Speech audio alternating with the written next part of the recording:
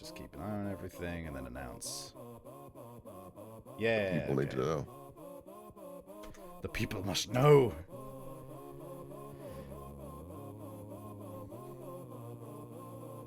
I'll put inside announcements as well on my Twitter, I guess.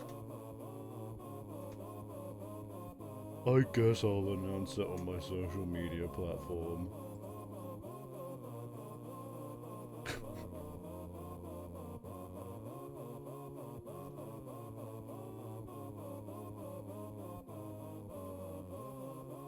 I always laugh when I copy paste the message into my Twitter because it includes the @everyone, and I I always think, like, obviously it's not a function. Could you fucking imagine if you were just like, I would like to send a notification to the millions of people on this platform.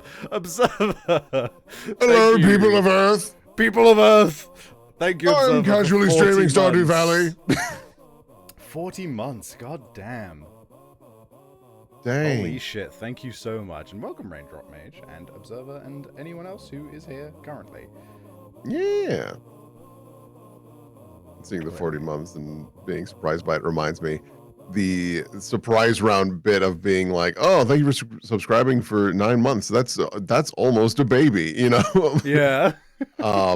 It's getting kind of hard to do that because it's making us feel old, but also very appreciative where it's like, hey, so-and-so, thank you for subscribing for 64 months. Just like, what the hell? It's extremely kind. Oh, what the fuck? Why's my game thing so big? Hold on.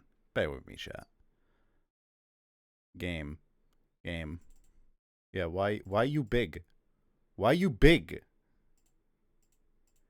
What the fuck? What the hell? What the hell? Oh, okay, because there was like a second one for some reason. Okay. What about you? Can I change you to Stardew Valley? Please. Please! Are you gonna work? Hey, Observer, thank you for... sorry, hold on. It'd be Blockhead. Thank you for gifting a tier 1 sub to Fox Folks. Thank you. Much appreciated. Sorry, I'm gonna have to look away from chat for a hot second because this is you can't see it, chat, but it's being very fucking strange right now. I'll keep an eye on chat. You be good in there. Yeah, they're doing a good job. Making a character for the Elden Ring DLC, doing arcane for item drops. Ooh, that's smart. Yeah. That's fun. That actually reminds me, I need to play through Elden Ring again to get ready for the DLC because it sounds like you can't just jump in immediately, which makes sense. Like it'd be weird if you could just like make a character and then boom bada bing. Yeah. Oh, Zazzle. Oop, first time on one of your streams. Vixen Happy Face. Whoa, welcome. Welcome. Sorry, I'm having some technical difficulties right now. Why the fuck are you... Why are you not fucking working? So is like OBS not detecting the game or? Like, no, it's weird, right? Because like one of the game sources is detecting Stardew. Oh, okay, there we go. Right. So I deleted so that was weird because there was 2 game sources trying to detect Stardew. They were like they were like fighting for control. So hey, Raindrop Mage, thank you for gifting a sub to maybe Chloe. Maybe I can't fucking talk today, bro. I'm Christ. Hold on. We're just gonna switch screen to the fucking we're on Stardew. Here we go. Enough. Enough. And I am streaming to Discord. Excellent. You've done it. I've done it. But yes, Charlie C, Nell Striker Luna, Phoenix Child, Zazzle, many other people. Welcome. Thank you. I'm glad you like my ape emotes. I've been meaning to get some more suited soon. Fuck me, man. Someone just reboot me. And my brain nearly said someone zoot me. Zoop you. Just fucking zoot me, dude. I'm gonna get zooted. Doesn't zooted usually mean like get drunk or whatever? I think it means get high in some way or something. That, you know what? That sounds more correct. Also, we're on the first day. We're on the first day of fall, so we got loads to do. Oh, baby. It's just one of those days. Baba-booey. Right, I think I want to make a new chest to start with.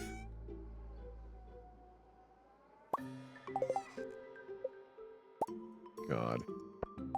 It was funny. Last night I loaded up. Sorry, thank you Ooh. for the 100 bits, Zippy Blockhead. Oh, thank you. But yeah, you were saying? I loaded up Immortals of Avium or whatever. The Wizard Call of Duty game that came out between Armored Core 6 and Baldur's Gate 3, which was, you know, not a great place to put your 7 out of 10 game because there's no shot anyone's gonna drop money on it. Mm. And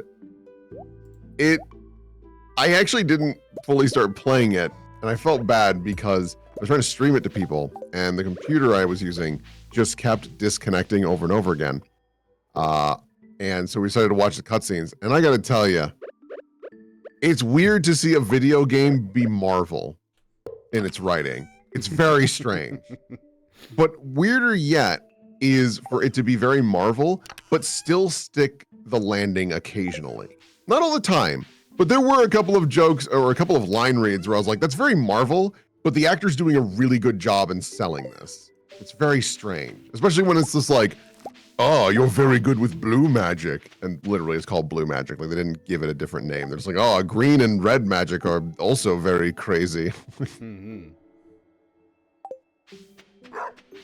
Weird.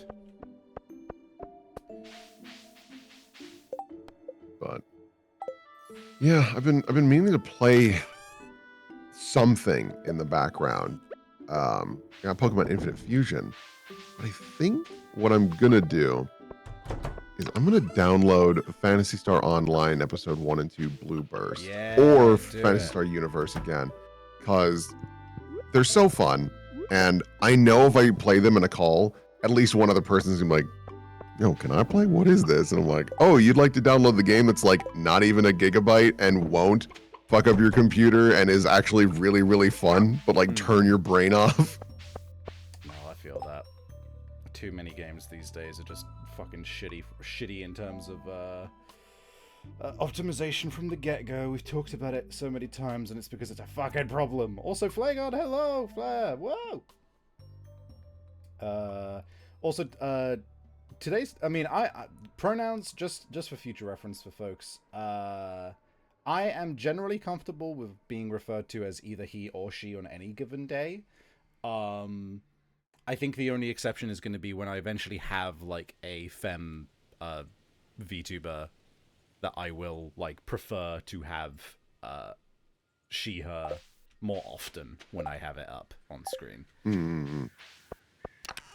But don't sweat it too much. I'm not like, you know, a dick about this stuff by any means. I'm like, oh god, I can't believe this random chatter who doesn't know me personally didn't get it right, you know? I mean, that's a big thing. It's one of those things where it's kind of a catch-22 where it's like, it's great that people are concerned, but it's also concerning that, like, people react so negatively if you get it wrong the first time. And it's like, Chief, dude, I don't know. Yeah. Like, fuck me. Okay. Whoa, thank you for the £5 at me, Blockhead. Bornana. Yeah. Bornana. Drop them nanas into my fucking cup, bro. Alright, so we need eggplants, pumpkins, and broccoli. Whoa, we got loads of stuff today. Thank you for subscribing for 4 months, Science Panda. How we doing today? We're chilling. I apparently, my brain isn't fucking working today because I can't talk properly, just in general, as you may have seen earlier. But I thought, you know, it's bank holiday, so... Sorry, I was taking a drink of water. It's bank holiday, so I thought we'd chill out, do some games. Maybe I'll do something else later, but I'm big into Stardew at the moment, and yeah, no, just been feeling good, been feeling better. We had a busy weekend, but it was the good kind of busy. It was 2 birthday parties on Saturday and Sunday. Woo! Wow. But yeah, no, it's I'm chilling. I'm looking forward to getting some work done this week as well. Right, okay. This might be a dumb question. What is bank holiday? I've never heard of that. That is an English thing, isn't it? So, I don't actually know the specifics of why it's called a bank holiday, but it's basically it's a nationwide day off. So Okay. like not everywhere is closed. Like supermarkets and stuff are going to be open, but they'll be on like Sunday hours. Hey, Jane is Cobb, thank you for subscribing at tier 1. Much appreciated. But basically, like, everywhere is either closed or operating on Sunday hours, so like shorter opening times. And everyone just gets a day off from work, basically, so pretty much everyone's home, so I thought I might as well stay in the spirit of it and actually just chill a little today as well. Rad. Yeah. Simple enough. Right, wild plums, blackberries. I'm just wrapping my head around what we're going to be needing to do this fall. And I think it's primarily actually going to be just eggplant, pumpkin, broccoli. It's kind of what we need.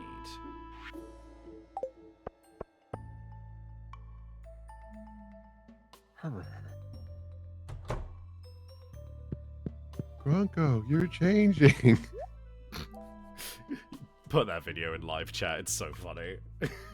The people deserve to know about Grunko, who is changing. Yeah, people need to see Grunko, who is changing. Right, so sell the fucking corn. Right, so let's get the stuff we need first. So we need you, because I'm not gonna get caught out by that fucking shit this time. Sorry, I watched that video again. It's so good. I like, for whatever reason, the fact that the dog is named Grunko fucking slays me. It's so funny because it's like such an absurd situation already. Like, Grunko, like, why did you name your dog that? I mean, I like Grunko as a name. I'd name my dog Grunko. No, it's a good name, but like normally for like a television bit, the dog's name would absolutely be like Fluffy or something. You know what I mean? Yeah, something simple. Yeah. But fucking Grunko. Right, we got Fairy Rose. We're gonna need you. We're gonna need eggplants. Where's the brock, bro? What? Where's the broccoli? Is there something I don't know about broccoli? Where do I get broccoli? This is meant to be year 1 completable. Where is it? Broccoli. What do we do? What do we do? You have to dig it up. Oh, okay. So it's like a summer squash kind of deal. I see. It's easy to find. Excellent. Good to know. Dude, I'm never... What do we do is going to be in my head for like a good long while. It's super funny. The thing is, you can never go see that movie in theaters because you will lose your shit at a nothing line and Yeah. with people in the theater. Just, what do we do? And I just laughed. Just in the back Okay, what else are we grabbing? Look, I'm a slut for amaranth, okay? I love me some amaranth. Can I buy corn? I can. I'm glad you like her as much as you do. When I made her for Evan Ward, I was I think some corn is gonna be a good idea, maybe. We can always come back and buy more stuff.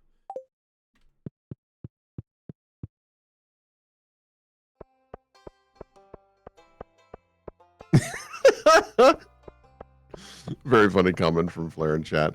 She laughs and says, "It's a good dog name, sir. It's Grunko." It's Grunko, yeah.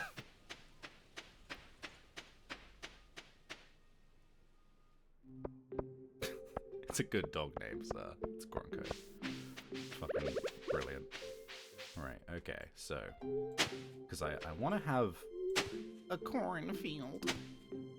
Because I was very... I've been just very, like, slapdash. I've not been, like, concerned too much about, appearances for this first part of the game. Mm-hmm. But I do like to not be too, like, fucking deranged in terms of the layout of stuff, so... Right.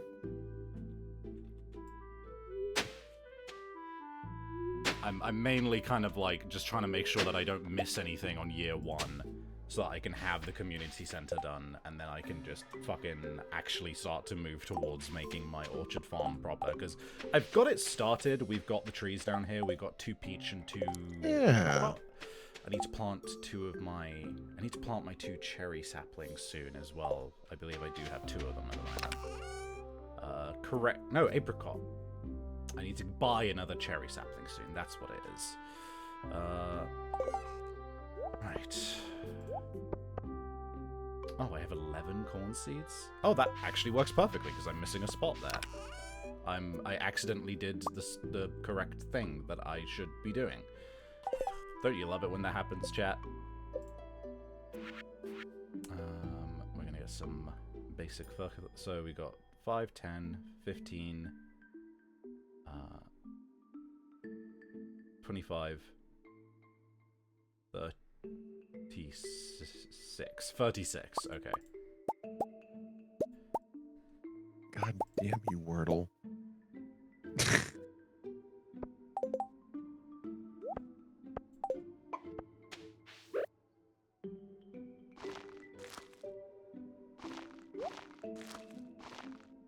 One, 2, 3, 4, 5, 6. And then we're gonna go 1, 2, 3, 4, 5.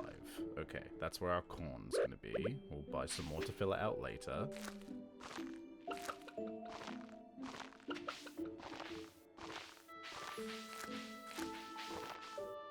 Okay. The corned field. The cornfield. You ever thought of modding Stardew Valley, Savvy? I honestly just really like the base game enough as is. I'm not much of a modder except when it comes to, like, RimWorld, because RimWorld is... I'm fucking obsessed with that game. Do you mind if I mention how to get the broccoli seeds? I assume you dig them up in the same way as the summer squash, right? You just find the dig spots, but by all means, please tell me. I'm just gonna look it up otherwise. Mm-hmm. Because I don't wanna fuck around when it comes. Yeah, you do. Thank you. Appreciate it either way. Yeah, I don't want to fuck around with the community center. I just want it done. I already was kicking myself when I didn't remember to keep any of my blue jazz fucking flowers in spring, but I've now got fairy seeds. So, alright, where are we planting things? This is going to be our dedicated cornfield.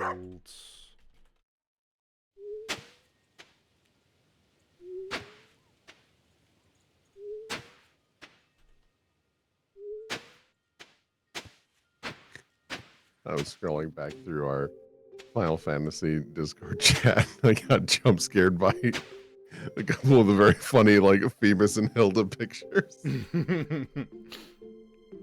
Yeah, that's brilliant. Are you finished with the fishing sections yet, or are you still waiting on other seasons? Right, so that, I believe, because I've got the randomized bundles, so I managed to pick up the octopus in summer, which I'm stoked about, because it's going to be a lot easier to complete this now, because I now just need to get the blobfish from the mermaid festival, or the scorpion carp from the desert. As for the other stuff, I've just got river fishing, which is tiger trout, which I believe is rain in a lake during fall, I think. I'll have to double check that. And we've got walleye, which I believe is night in a river at fall. I think. But I will check.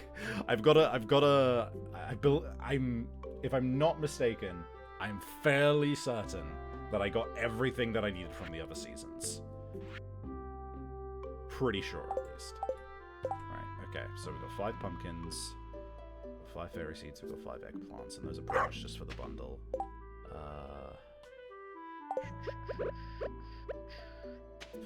Right, let's go. 1, 2, 3, 4, 5. 1, 2, 3, 4, 5. You son of a bitch. I fucking hate how this game does that sometimes. 1, 2, 3, 4, 5. Right, so I'm gonna go.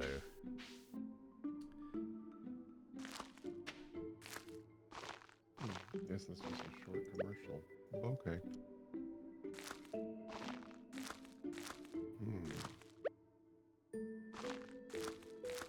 I also gotta start thinking about lunch. What am I gonna do? I'm gonna fucking lose my mind, dude. I fucking uh-oh, hate what when happened? I do this. I fucking hate when this happens. What'd you do? I misplanted one of the fucking eggplants out of line here. I'm not even kidding. I would rather actually just not have this here. I'm already fucking. I just need one. It's fine. Shaped like an L. Ah! And then let's do 1, 2, 3, 4.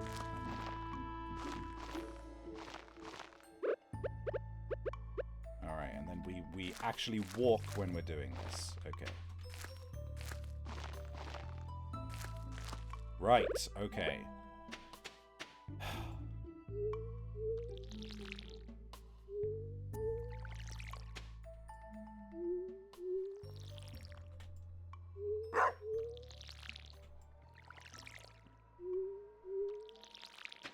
I think this is the fastest I've upgraded my tools in a run as well, which I am pretty stoked about, because having the upgraded water can in specific by this point in the game is so useful for conserving energy.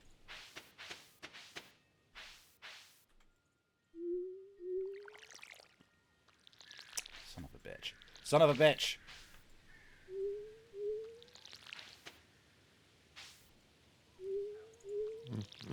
Okay, right. That's that resolved. It's all coming together. It's all coming together. I love the idea of like people walking by her farm. Do you think she's enjoying this? Just in the distance. Fuck! God damn it! Just, I bet she thinks it's very relaxing. Mother, fuck! It's weird, right? I do find the reason I play these games when I'm chilling is because I think I've explained it before, how like I feel like some people, and even me sometimes you chill by turning your brain off, but Right. I like management games to chill out because they require me to engage with them and to think, because it allows me to think about something that is ultimately inconsequential for a while, rather than like life. Basically, it's escapism. Yeah. Right, and we need to plant. They tickle the brain, make it stimulated. Yes, exactly. Also, freshmen, please do tell me the new thing about watering, especially if it's relevant to whatever I'm doing. And chat, is it a smart idea to do fast grow on rare seeds, or do I just do like quality on rare seeds? Because I feel that's probably smarter, right?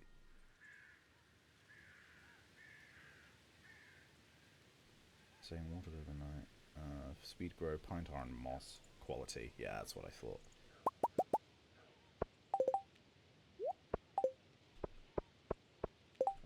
Can I do high quality yet? I don't know if I even have. I don't have the recipe for high quality yet. I can't remember how I actually get that.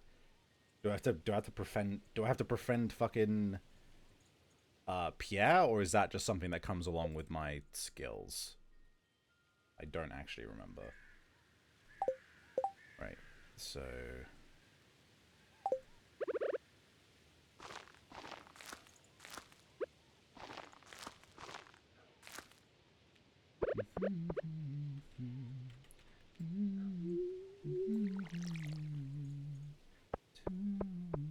Still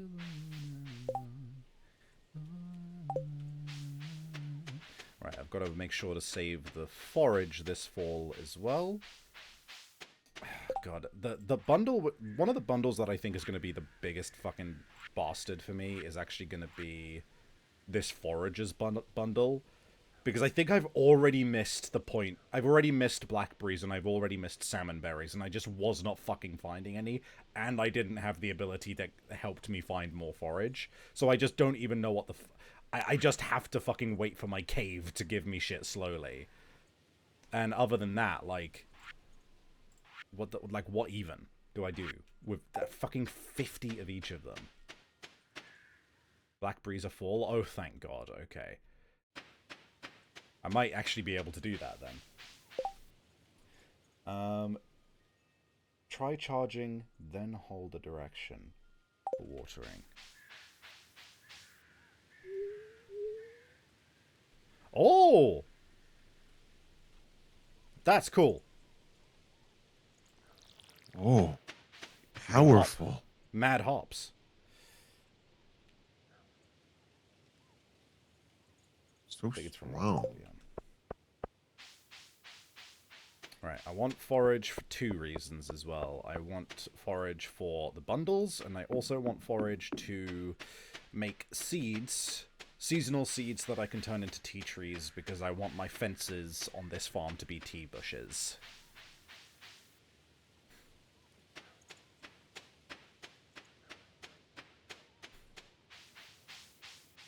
Looks like we made it.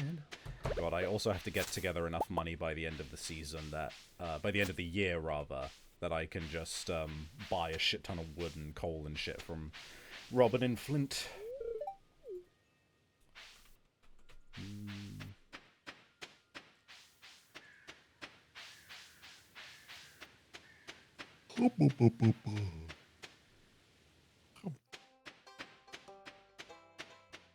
Still the one to the only one to still the one I want alive. God, that fucking Shania Twain song is stuck in my head. Fucking of all songs. No mercy. Should've picked mercy. Should've picked any kind of support. That song is weirdly good. Dude, it is just a very good song. I don't know what to say. It's a banger. It's a banger. It's a fucking banger. Let's see some apes in chat if you agree. Yes.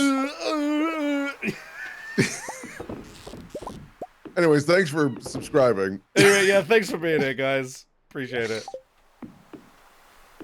I'll talk to Willie. It's just going to be a really chill stream. It begins to make incomprehensible sounds. Small dog trapped under a fence. Big stretch, thank you. Oh. Hello. Hello. Hey, guys. Oh my god, it's a tired Nubby. How are you? Are you okay? Oh, not tired, just like... It's always on your day off and you feel like shit. Oh dear, I'm sorry, dude. It's okay. I hope you feel better soon. I hope so, too. How you guys doing? Yeah, we chillin'. We just hanging out, and I'm playing some Stardew, and we streaming and having a good time. Nice. Allegedly. Nice.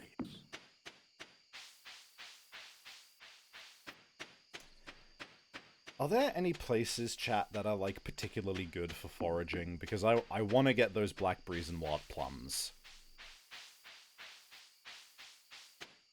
Or is it just going to be a matter of just wandering every day?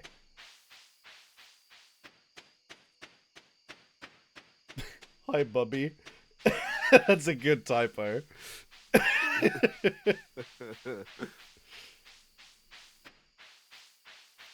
How's it going with Leah? Currently pretty good. I'm still debating if I wanna listen to my instinct of just go with Leah again, or if I wanna try a different character.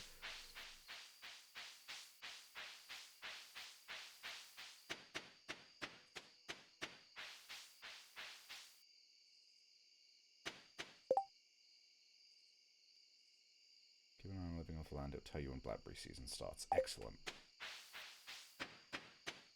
I'm not an expert. I think you should forage outside. Thanks, Flair!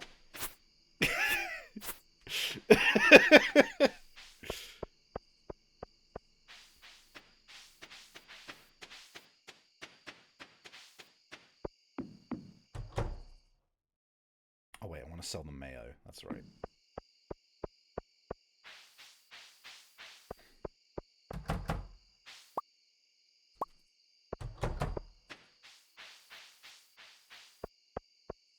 Oh, I'll actually have some announcements today as well later on. Hey, Fair, thank you for subscribing. Or thank you, Freshman, for gifting a sub to Flair. Much appreciated.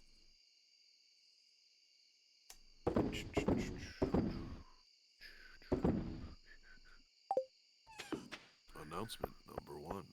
I hate peanuts. They're gone. I don't want to see them anymore. I have deleted them from reality. I have that ability. But yeah, no, I have some stuff, some exciting stuff that well, mainly the first thing that I'm going to be doing is I'm actually going to be bringing back my Friday gaming schedule, where just any Fridays I can manage, I'm actually going to, stick to a game again like I used to with Sekiro. I'm probably going to go back to Sekiro, but I'm going to do a little vote in my server to see if there's one of 3 different games that peeps would like to see me completing, because I've had a couple of games on the channel before and I've never finished any of them. And then we have another thing, which I'm actually going to hold off on probably till a little later today to announce once I've discussed it with somebody. Hold on. No way. No fucking way. Caroline, did you just fucking absolutely... You legend. Oh. I can complete the quest that I didn't manage to do in spring. That's... Jody? Hold on, what's Jody like? I need to give Jody... Not Jody, Caroline. I need to give Caroline something that she likes. Caroline Stardew. What's one of your favorite things? You deserve it. You just saved my ass. Green tea, summer spangle, tropical curry, fish taco. I have access to none of these things. What's a universal love that I can give you? I have the star drop tea.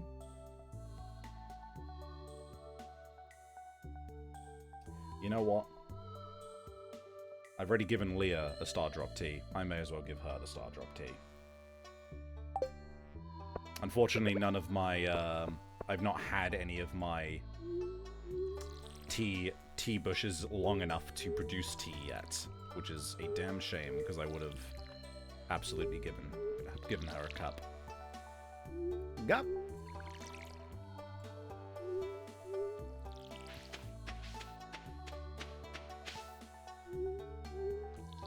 Oh, we got a harvest. I can see it in the distance. We got a harvest.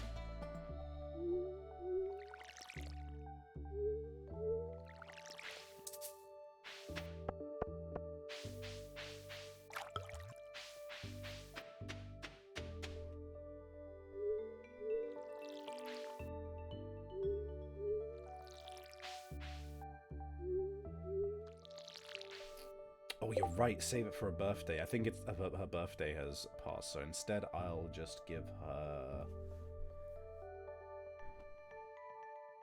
Oh no, I don't have any of the other universal loves. That is unfortunate.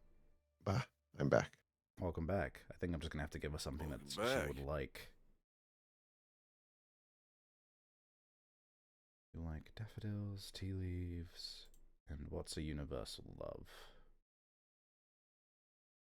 All artisanal for... Okay, so basically I can, like, give her...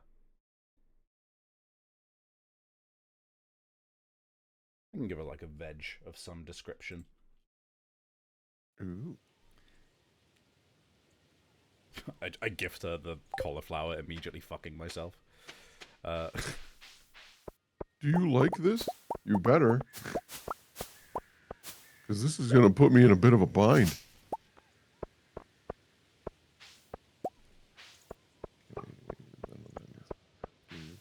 Looks like we made it.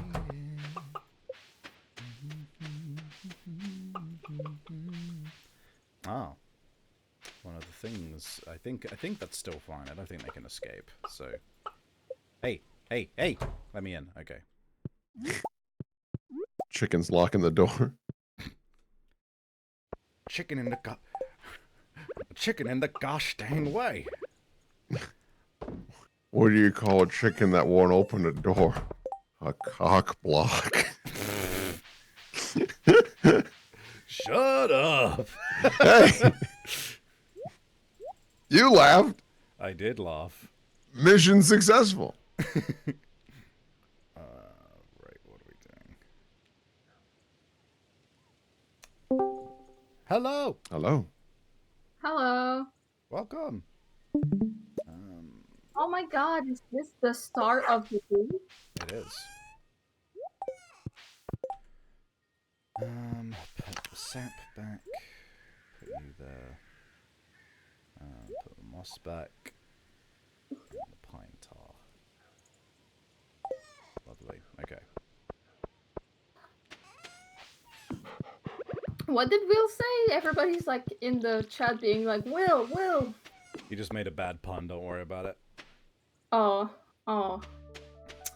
Well, I'm sorry, we need to arrest you. No. Oh. Oh fuck, I can't go against that. I don't remember this. Oh, is this a new thing with the update? It's a new special orders board. Arrest me. I just got out of bed. Is your at bed you. your prison? What was that sound? Did Lewis just shit himself? What the fuck? He's maintaining the conversation like nothing happened. Oh god, I hope they don't notice that I shit myself. Hey, who is? We know what happened here. No, I don't know what you mean. Good to see you, Sav. Don't try to sneak past this. He walks back and he like waddles, shuffles awkwardly. Well, he is quite old. This is fair. Yeah.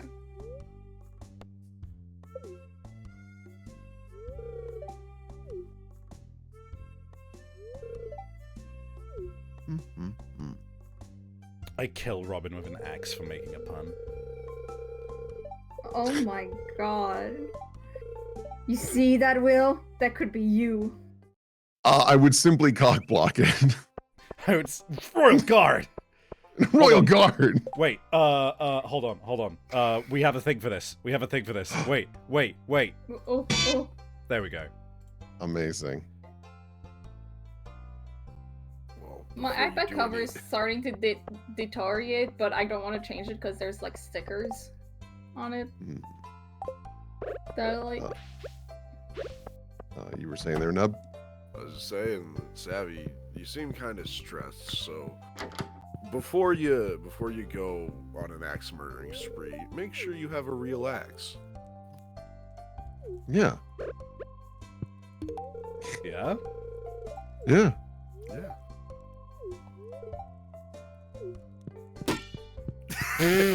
oh, hmm. Oh my god, the famous balloon axe.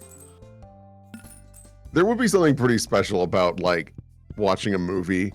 It looks like it's to be very grim and violent, and then someone throws a tomahawk or something like that, and you just hear, it's like, ah, Jesus! I'm sorry. Ah. I have to say, one of my favorite thing in the movie Les Mis, which is not a lot. I don't like the movie Les Mis. But there's a scene where Javert, spoiler alert for Les Mis, Javert kills himself by jumping off a bridge.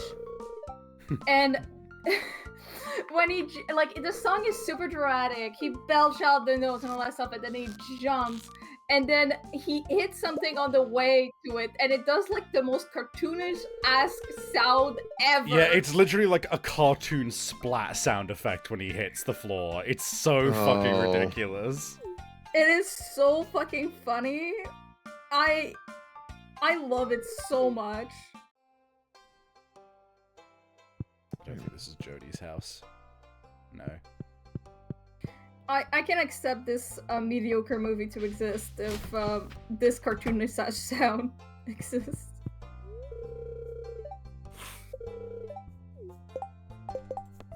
Jody, cauliflower. Here you go. Yeah, people in the chat are remembering. Fuck yeah, fuck yeah, fuck yeah. Let's fucking go. Broken glasses, sure. Sure, right, okay. I can buy more crops.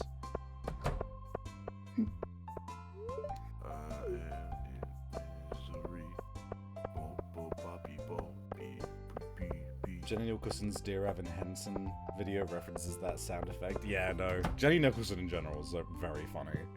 Yeah.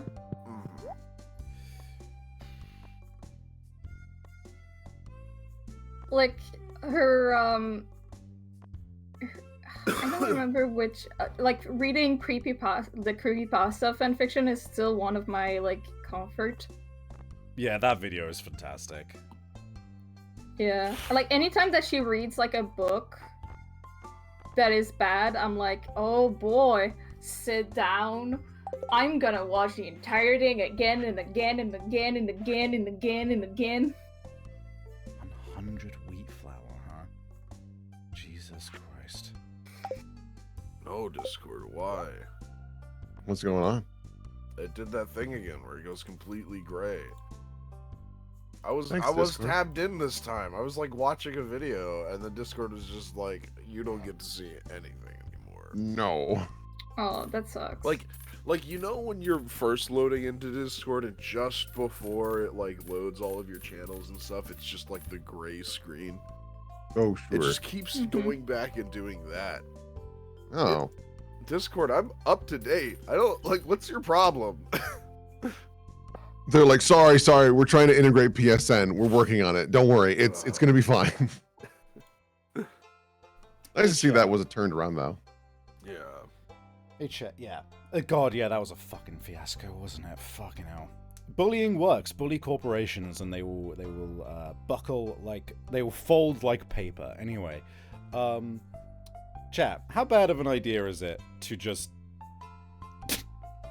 buy 400 wheat and try and grow it all this fall? Would this be described as a not so stellar idea, or is this the Yeah. best thing you've ever heard? I don't even actually. You won't have the energy. Yeah, there's no fucking shot, is there? Do not. Do not. I'm trying to. Do I have to have a mill to change it into flour as well?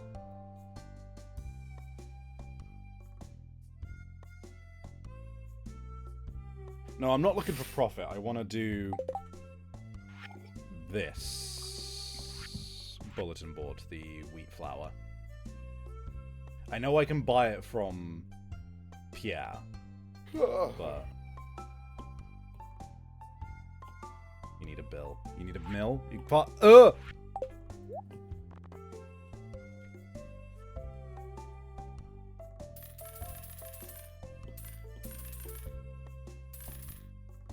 Just circling back to the Helldivers thing, I did think it was very funny. That one, I was surprised at how quickly that turned around. I thought that was gonna be like another like couple weeks to maybe even a month before they would like rescind that. I didn't realize it was gonna be like 3 days later going, "You right, sorry about that." But I did love seeing one post that started off good and then like circled back to like, oh, that's right, people don't understand this game. Where they were like, okay, guys, now that we've succeeded, the right thing to do is to go back and change our reviews to positive. I was like, that's right, you should do that because, to be fair, they did what was requested. You know, reward. He's like, but let this be a lesson to them that we know how to fight fascism. And I'm like, do you know what Helldivers is about? Do you truly understand what is going on in that game? Christ. Like, we know how to be democratic. I'm like, oh, this game sailed right over your head, huh, son?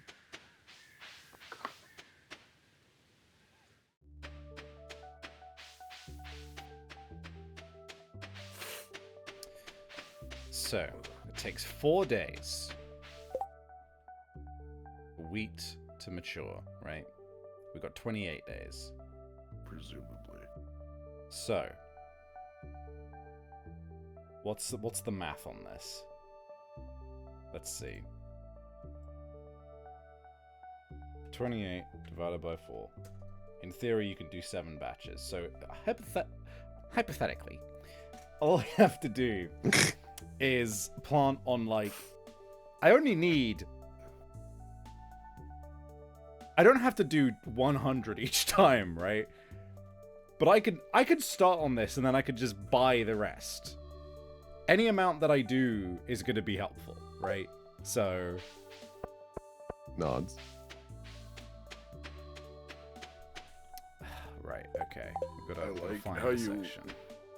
Yeah. I like how, like, listening to you, you went from, like, okay, let's do the math on this. What do I need to do? Okay, so I can just start, I can do 7 batches. Okay, I'm gonna wing it, and then I'm gonna buy the rest. That's basically exactly what I... Yeah. Right, so... That's a patch of 3 by 5, which is 15. Then I've got 1, 2, 3, 4, 5, 6, 7, 8, 9, 10, 11, 12, 13, 14, 15 more. 15 by 3. 15 by 3. Plus 15. 60. I can plant 60 at a time in the room that I have down here.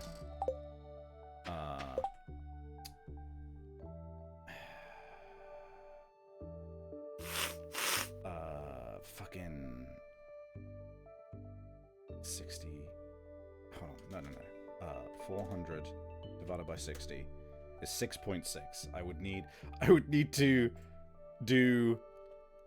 need to get every batch exactly, I think. So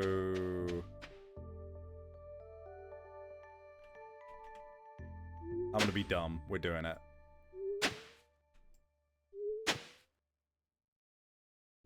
We're being a fucking bimbo gamers. Hey, listen.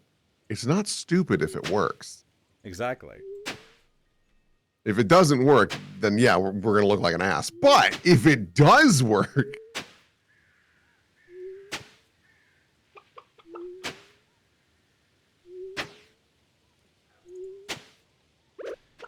All right, so let's fucking go.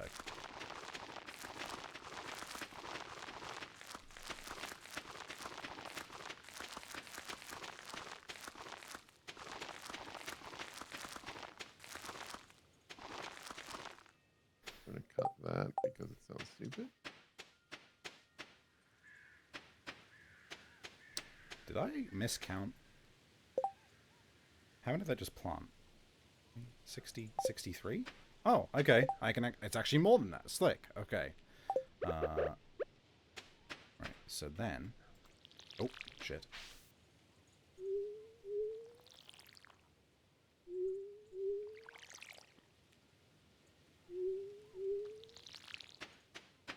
I don't mean so long.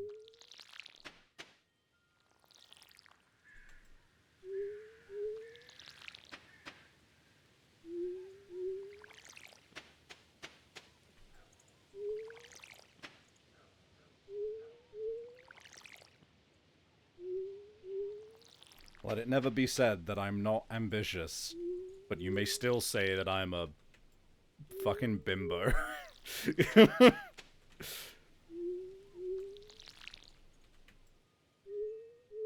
See? I've got plenty of energy. Plenty of energy to do this. Do you? Yeah. That Okay. sounds like a scientific discovery. Plenty of energy. It's not normal energy, it's plenty of energy. You're not familiar with this? No, it sounds like a philosopher. Plenty of energy, the Greek ancient philosopher.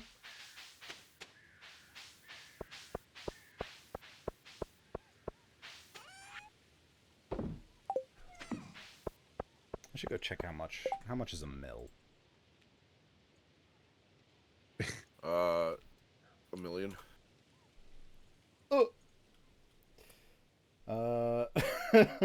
So it's Uh-oh! 2.5k, and it's 50 stone, 150 wood, and 4 cloth. Cloth. Okay, but how? Oh, okay. I've actually been making pine tar. I can make these, but I need wool for that. Shit. Fuck. There's all of this shit that I have to.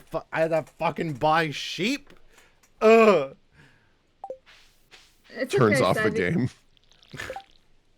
It goes on Steam, write a bad review. Befriend Emily to get wool. Thank you. I will do that. How befriended are we already? How good of friends are we? Enlighten me. Not really. Okay, let's look up what Emily likes. Okay, Emily, you please be easy in terms of loves. Okay, so you like various gemstones. That's good. That's basically what you like. Okay, so we're going to be mining for amethyst by the looks of things. And you like... Oh, you like quartz. Okay. I'm pretty sure I have some saved stones. I don't have your stone. Fuck you anyway. I do.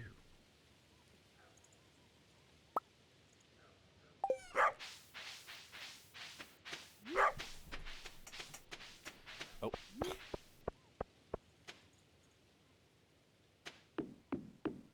I also need to keep an eye out for dig spots because I still need those fucking brocks, bro. I need that brock. I need that good Brock. My favorite character from Naruto is Broccoli. Thank you. I'm sure there's like a Super Saiyan named Hey. Broccoli. Mooney, thank you for subscribing for 7 months. I didn't realize it's been more than half a year. No, time goes... I feel like time on Twitch goes by real quick. Yeah. Nowhere else. Nowhere else. I will subscribe, but I'm waiting for to subscribe to a friend who just started Twitch. So That's fine. I wasn't expecting you to subscribe. Like I'm such a bad friend. You can only hang out on my call if you're subscribed to me. Can you fucking? I'm not imagine? paying you $1. But Savvy, remember all the things we went through? Ko-Fi stream bot. What? Oh right. It'd Blockhead gifted a tier 1 sub to the Ko-Fi stream bot. And also to Big Moving Target. Thank you. Hey! Wow. Thank you very much. Look at that. Will subscribed, Tora. What are you? Are you subscribed, Navi? No. No, I hate this idiot. I hate this lamer. I would subscribe, but I have executive dysfunction, so. Tora, wow, Hippie Blockhead, thank you for subscribing Tora on their behalf. Wow. Look And at this. Nubby. Well, and Nubby as well, crazy. Well, there you go. Thank you very much. It's very Thank kind of you. You did not need to do that. Wait, hold on. This means I have new toys. 100 pieces of bug guts, fucking hell. Oh, Albacore population. Fucking hell. Do I ooh. What do these get me? Hydrate, thank you.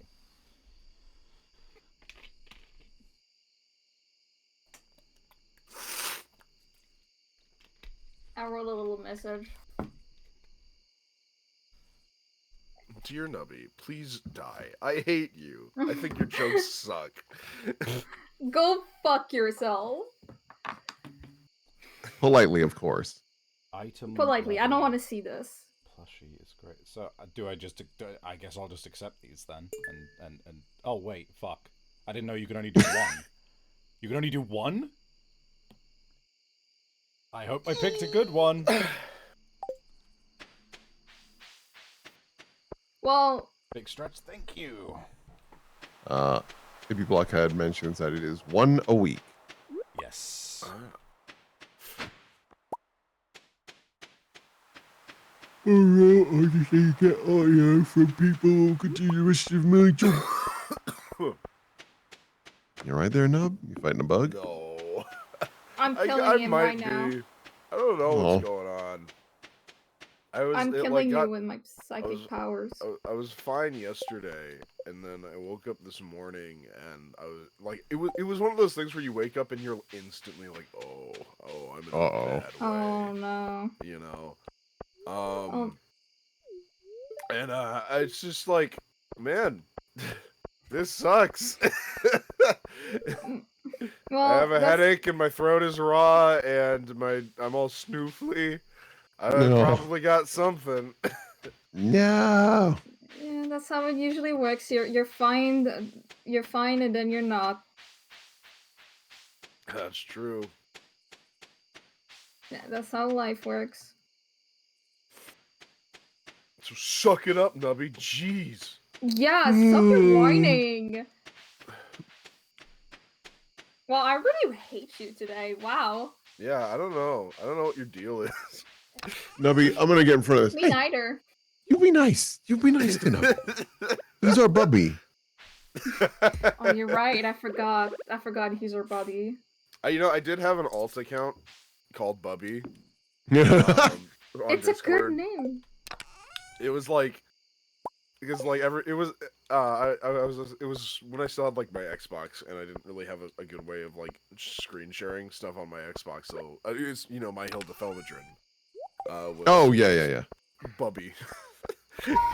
Luna, L Strike Luna, thank you for subscribing with Prime, no less. Very much appreciated. Yeah, fuck Jeff Bezos. Jeff Peso. His His dark alternate persona. You know, Bezo, Jeff. always looking for the peso. Exactly.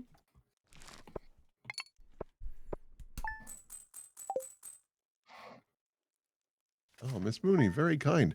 I will say, I don't know if you need to watch Tip of the Tongue because that shit is outdated, and I can guarantee there's plenty of things that Joe and I have said where we're like, we don't believe in this anymore. Quite frankly, because that's the problem, is that like the industry changes so dramatically and whatnot.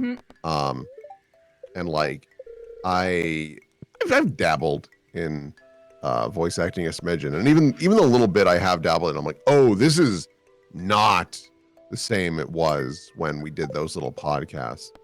That isn't to say that they're entirely useless, but there's definitely some stuff where I'm probably like, I wouldn't agree with that now, unfortunately. But all the same, very much appreciate it, and best of luck with your endeavors. Best of Very luck. kind. Yeah, I'm just like putting Tip of the Tongue, and I'm like, I don't want to play with you anymore, and throw it at the garbage like Woody from Toy Story. It's been a while, but when they were happening, I did watch the Tip of the Tongues, and like at the very least, they were funny. Yeah.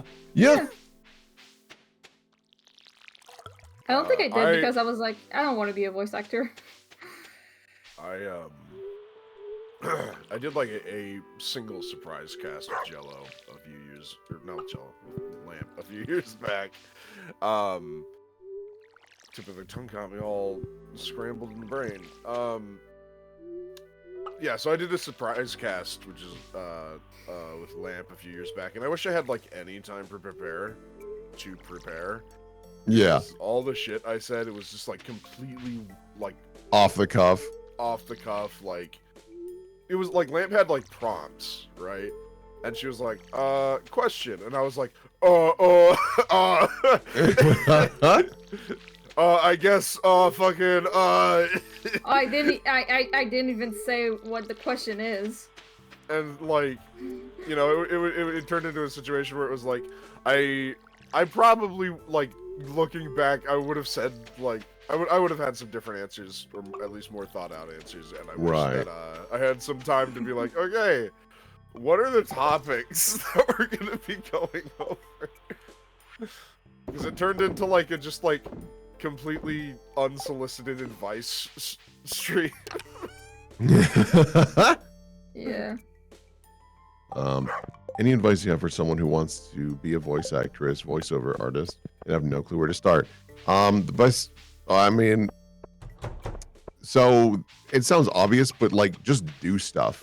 I don't even mean like, oh man, you got to get into projects. I mean like just practice voice over and whatnot. For like one of the examples is that we do a lot of like various RPGs and then voice it ourselves. That is a great way to practice your like sight reading, which is where it's like, all right, this is the first time you're seeing it. Download the information in your brain and perform. Now, that isn't to say that like when you get into the booth, they're just like, okay, you've never seen this in your life, go. Like that's not how it shakes out. What they'll usually do is be like, all right, here's our script. Feel free to read this next line a couple of times, get an idea of what's going to happen, and then we're just going to jump into it a few times. Very rarely, unless they're an asshole, are they going to be like, all right, here's the script, go. And it's like, dog, can I get some context? Can I see what's happening? Your sound, go. Yeah.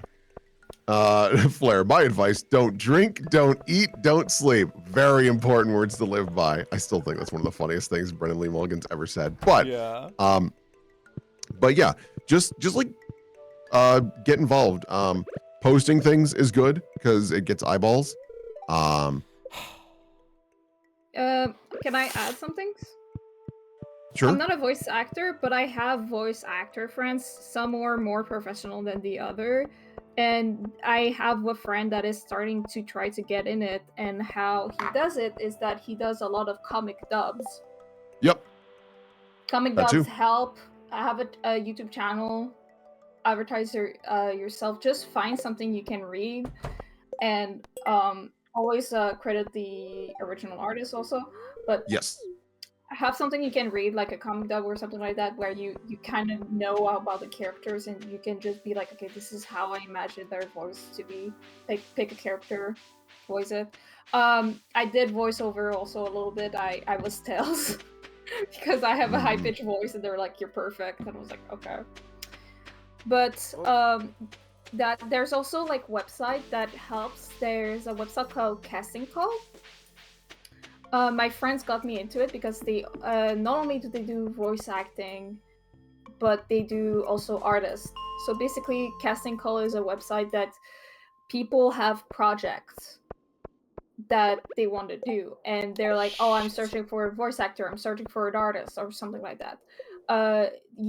Sometimes you don't get paid. Sometimes they get paid. They tell you if you get paid or not, so don't worry about that. But yeah.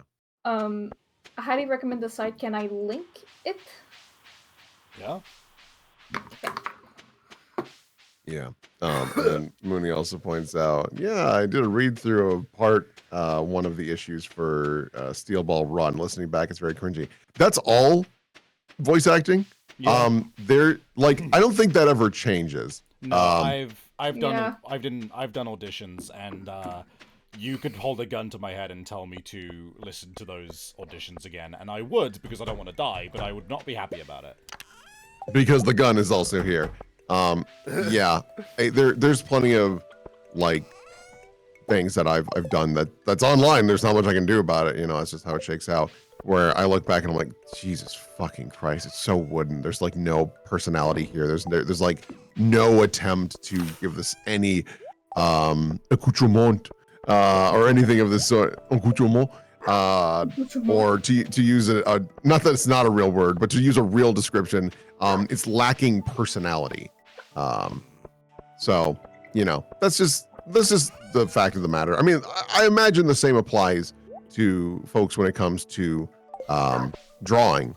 Like, oh, it does. Yeah. Like, I have like some people are still liking my old anime campaign art. And I'm like, first of all, how do you know this? It's no longer anime campaign. And I thought that was like, nobody knew about it anymore. And second of all, stop liking my old Giovanni. It's cringe. I look at it and I'm like, oh, it's so ugly. I don't know what it is. Accoutrement? No. No. No, accoutrement. But yeah, no, when it comes to my art, I don't know what it is. I think probably because I've been trying to instill in myself a more healthy attitude towards my art, I have found myself a lot less commonly being like, oh, my old art. Like, I still will be like, oh man, yeah, I've come a long way. Right. But when I look at my old art, I usually just smile at it, even if it's like really like outdated, because I can't help but be like, hey, this is where I came from. I think it's a good attitude to have, to just be, oh, this is not the sword I want. Oh, yes it is. No, wait. Where's my fucking... Where is your fucking? I thought I had a fucking, like, bug head weapon. Oh, whatever. Oh.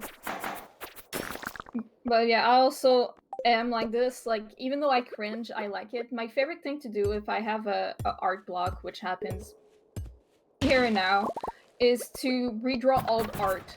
Like, it helps you encourage yourself, because even if it's bad to your standard now, it's still gonna be better than your old art. Exactly. Well, Will, I have a follow-up question for you on the topic of comic dubs. You did a comic dub with Jelly, did Cucumber Quest a while back. This is true. Yeah. Did that have any like tangible, like observable benefit for you? Like what was the effect there? Yeah, so I mean, there was a little bit there where I would just randomly get emails for other little small projects. I actually remember, I don't remember the exact details of it, but years ago, someone messaged me and be like, "Hey, we're doing a song. Can you do like the fast talking part of the lyrics and whatnot?" And I was like, "I don't understand this, but sure." And They like want I you did to it. be the secondary rap vocalist. They're not rapping. I can't stress enough. I'm not rapping. I'm just saying something quickly and excited. Like that was the direction. I was like, all right, I don't really understand this, but I'll do it. Very nice folks. But yeah, I actually did get a little bit of money. Nice. Yeah, it was very considerate of them. Like they didn't, yeah, it was, yeah. I'd also voiced a couple of other like little side things that weren't for money at all. But again, it was the fact that I was like, hey, I heard your voice in a thing that was a tangible object. And also, I think most importantly, it was something that was completed, meaning there's follow through with you, which like, I don't think people talk about. That's so goddamn important. It's really easy to just like blow smoke up someone's ass to be like, oh, don't worry, it's gonna happen. It's like, well, unless I see something, why would I rely on you for things? You know what I mean? And so having those things, even if they are quotation marks cringe or whatever, it's still something that people can look at and go, oh, but they did do something. Like it is done. Okay. So I think that's like something that's very, very important that isn't discussed super often. I think the other big thing is if you truly want to get into voice work, I'm not saying that you need to drop a shitload of cash now, but you do need to genuinely consider, like, do you have a good microphone? Do you have an interface to like actually connect with an XLR mic? Because if you're doing USB and you want to do some professional stuff, I'm sorry, that's just probably not going to cut it. And you do need to have some soundproofing, depending on the like size of the project that you're working on and whatnot. Like, I can't go into detail, but I did get cast for something, and they were like, "You straight up need a sound booth," and I was like, "Got it, okay." And I had to like convert my walk-in closet into a booth, and it works really well. It gets hot as balls, but it works. But like, I think one of the things that I learned in like from just interacting with the voice acting community more and more and talking with directors and whatnot is they're like, we don't care what kind of voices you can do. All right. We don't care about any of that. Because also there's people like, well, I can do all these different voices and I'm such a good actor. And I'm like, cool. Acting's the bare minimum. Like if you want to do this, you have to be pretty good at acting. In some capacity. Sometimes you can skirt on by, looks at some actors that just keep on getting it, but so whatever. But like, what you really need to be able to deliver on is, can you follow direction? Like, there are definitely going to be times that's going to suck, where a director's like, I want you to voice it this way. And sometimes you can negotiate with a director and be like, hey man, I've been voicing this for a while now. I feel like the character might read it more like this. And sometimes you can wiggle it a bit, but sometimes you really can't. And you just gotta roll with what you're given. You need to be courteous, you need to be timely. Like, being a voice actor is so much more than just getting in the booth and making the silly noises and whatnot. Like, the voice acting community is very, very tightly knit with one another, where they talk, like it's not even a surprise. Directors straight up have lists for actors, and it's not just like, oh, this person does a pretty good like dog voice or what have you. More what the list is for is like, hey, I've worked with this person a dozen times. They show up late consistently. They don't follow directions as well as I'd like. You know, kind of they would like eat food in the booth and whatnot. Like they keep track of that shit and they inform other directors to be like, hey man, just so you know, if you're working with this. But the reverse also happens where they might go, hey, I know you don't know who this person is. Please check out their demo at least. Like, I'm telling you, I had him in the booth, incredibly delightful, gave really great suggestions, and also like worked really fast, like just outstanding work.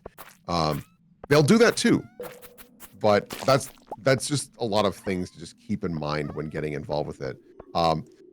The shorter version that is the exact same information is don't be a dick. Yeah. It's literally that easy.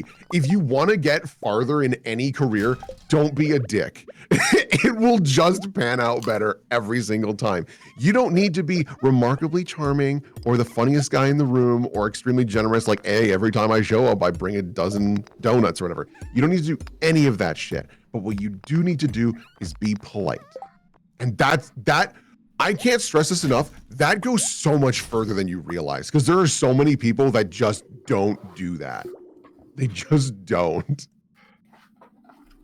Being a good person does have its advantages. Mm-hmm.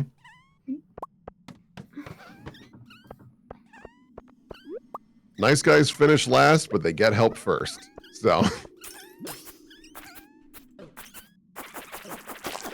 Also, nice guys finish last. That's bullshit. That should be made clear. I don't believe in that statement. Yeah. Yeah. But I do believe that kindness gets help first. Like, if you're a decent person, like there have been many times where I've gone like customer service and whatnot. I've been like, hey, I'm really sorry.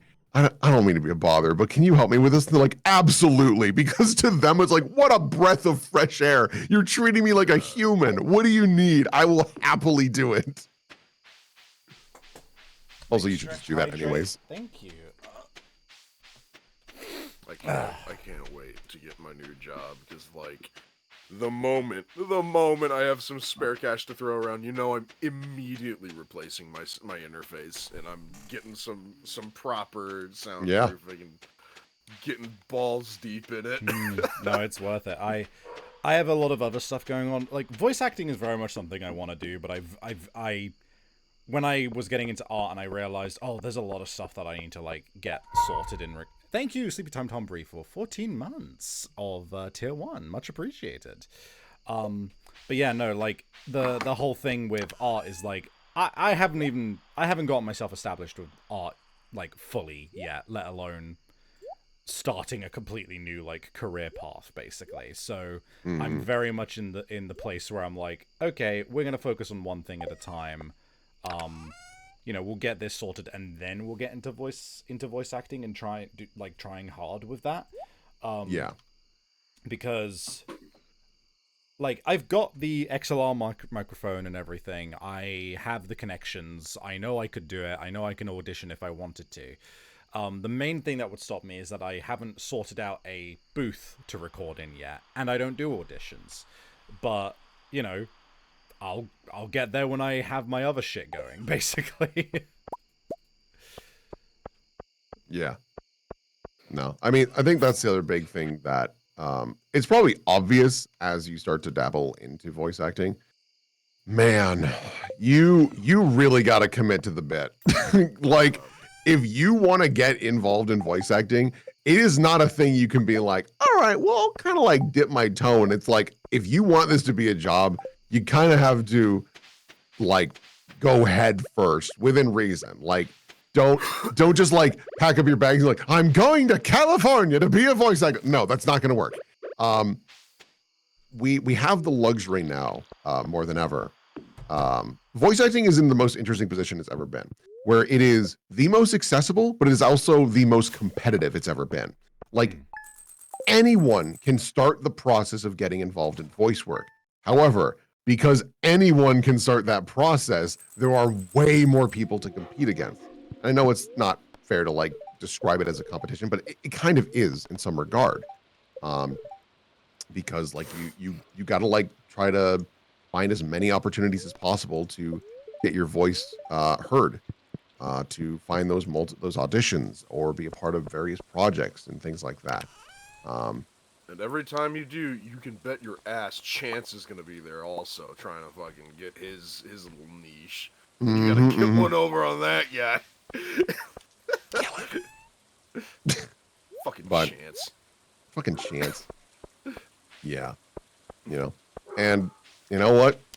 Sometimes you get lucky, sometimes you don't. It's very funny. The first year I actually was like, yeah, I'll try this voice acting thing. Everything I auditioned for, I got.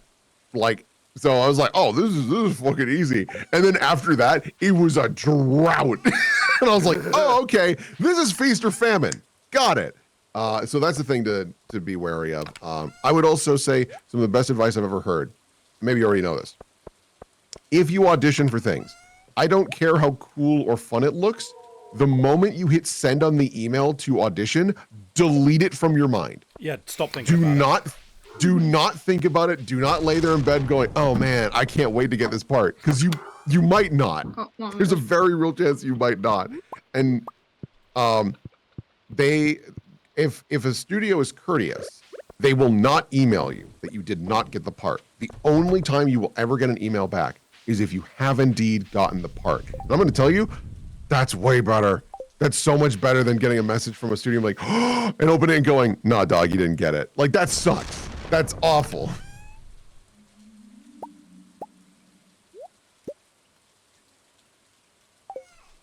You never want to get that email where it's like we gave it to Chance. Sorry. Yep. Yeah.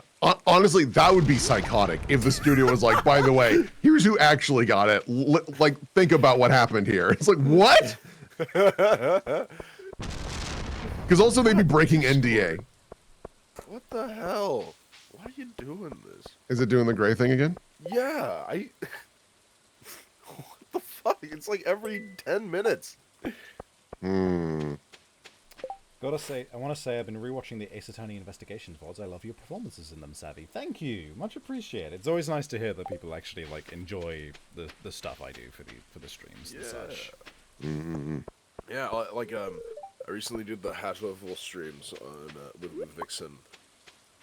Joe plays games, and I had an absolute blast with it. And it's so comforting. It's so heartwarming to like look through the comments of those videos and hear people talk about like how much they enjoyed my performance and stuff.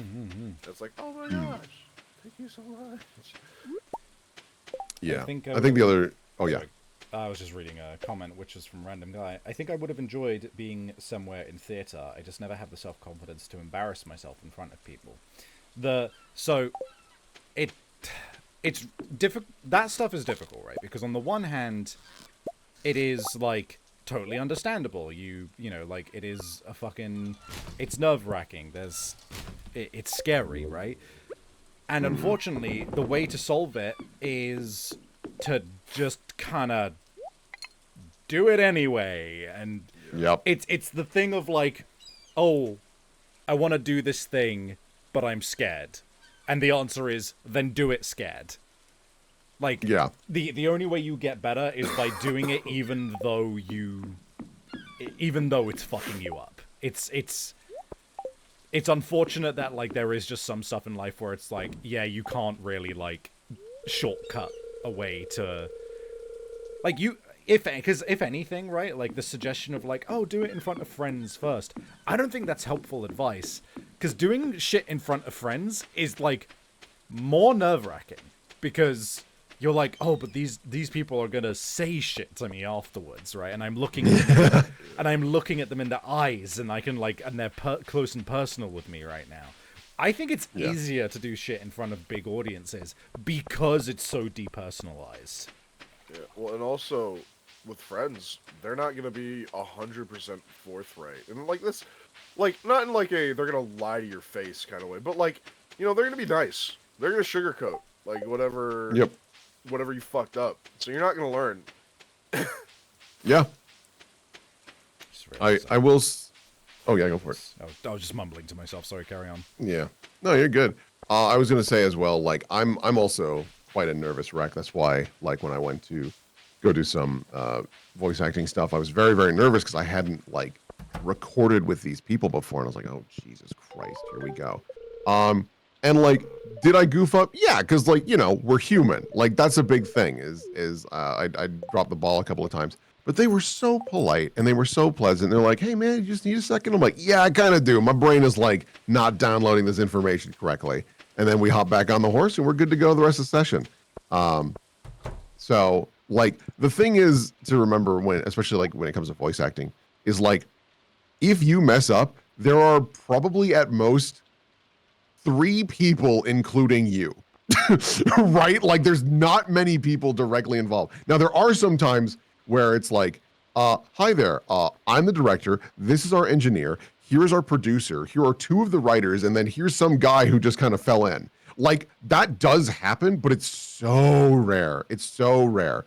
But again, they all understand, they're like, listen, we're all here for the same thing, which is having this be recorded.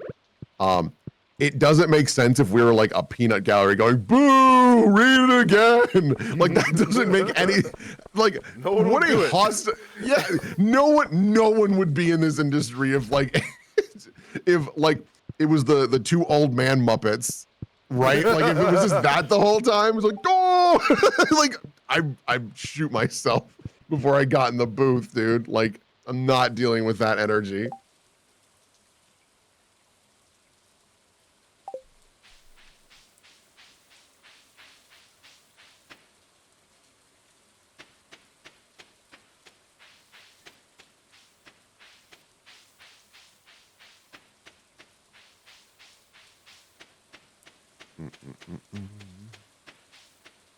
This is. I wouldn't say do this with everything, but one thing that helps me kind of get over nerves when I'm like starting new things or like pursuing a career, that I think is really helpful for me personally. And obviously don't like like I'm making it sound worse. Okay, so like so many people do this every day. So many people, like, more people than you can imagine, do the thing you're trying to do. And to me, that's almost comforting, because if you have even a little bit of self-confidence in like the amount of preparation that you put into this, and you should, because if you prepare even a little bit, like it's gonna pay off in some way. You can just say to yourself, hey, all these schmucks can do it. Why can't I? Yeah. Yeah. No, exactly. Sorry, I Like, what's the used to go difference? for a And bit. the secret is, It's all right. there is no difference. You're just another schmuck too. You can do it.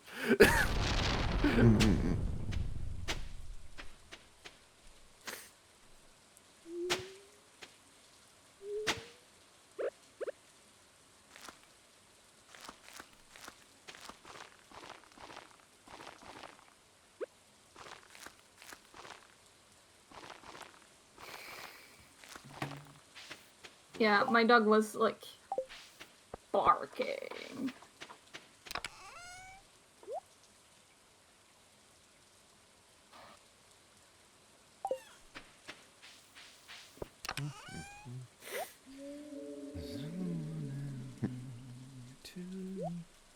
God. So a while ago, I had to produce over 50 interviews for this client, right? and it took a long ass time.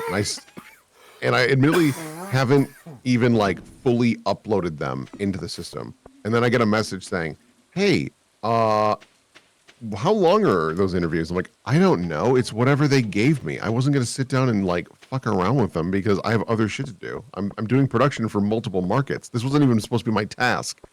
And they're like, "Cool. They need to be exactly 3 minutes long."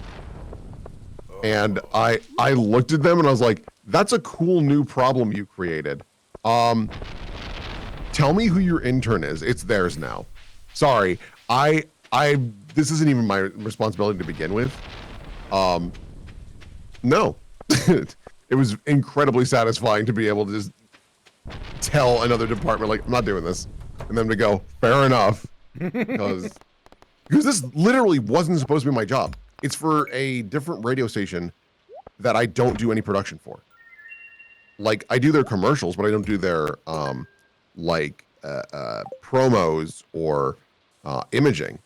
Like, not my job. But the reason they had me do it is they're like, "It's hard." I'm like, "Yeah, but it's your job." It's hard. It would be like so hard. And I'm like, I got a sloth skeleton ass. impressive. Yeah, it's every time people are like, "Oh, your prices are too high," or like, "Can you do this for free?" And I'm like, "No," and they're like, "No, why can you not do it yourself?" And they're like, "But it's hard," and I'm like, "Yeah, it is." Yep. That's the same thing where I like shake my fist at people who like really lean into AI art and whatnot. It's like, yeah, I get it's easy. I get that. But like, clearly you want this and you mocked people who could do it. So I don't know what your end game was here, but eat shouldn't die. For me, it's like, AI would not exist without us because they basically just steal all of our work, and they're like, "No, Correct. it's gonna replace you," and I'm like, "No, it's stealing from us." I think the best, one of the best things I heard someone say in regards to AI art was, hold on, let me take a sip of water. Best thing I heard in regards to it was, the reason that AI art is not an art or a tool or a skill set or whatever, right? Is that if you take away Photoshop or Clip Studio from an artist, they can still do what they're doing. They can grab a pencil, they can grab a different program, they can, if you don't give them, if you go no pencils, fine, they can still do shit. They can get anything that can create a mark on the surface and they can still utilize their skills, right? If you get rid of Stable Diffusion or any of these AI model generators or whatever, right, all of a sudden, oh look, you can't do anything. You can't do what you're doing anymore. Right. Exactly. It's not like a fucking art. It's not a, because like you can't apply what you're prompting. Like the only way your prompting skills are relevant is in other software that uses the same shit. So you're basically just, it's just not art, right? It's a completely different thing because you're not capable of utilizing any of the things that you learn the moment that you lose the fucking, the program that you're using, the software that you're using. If you don't have the software, you can't do anything, and that's the difference.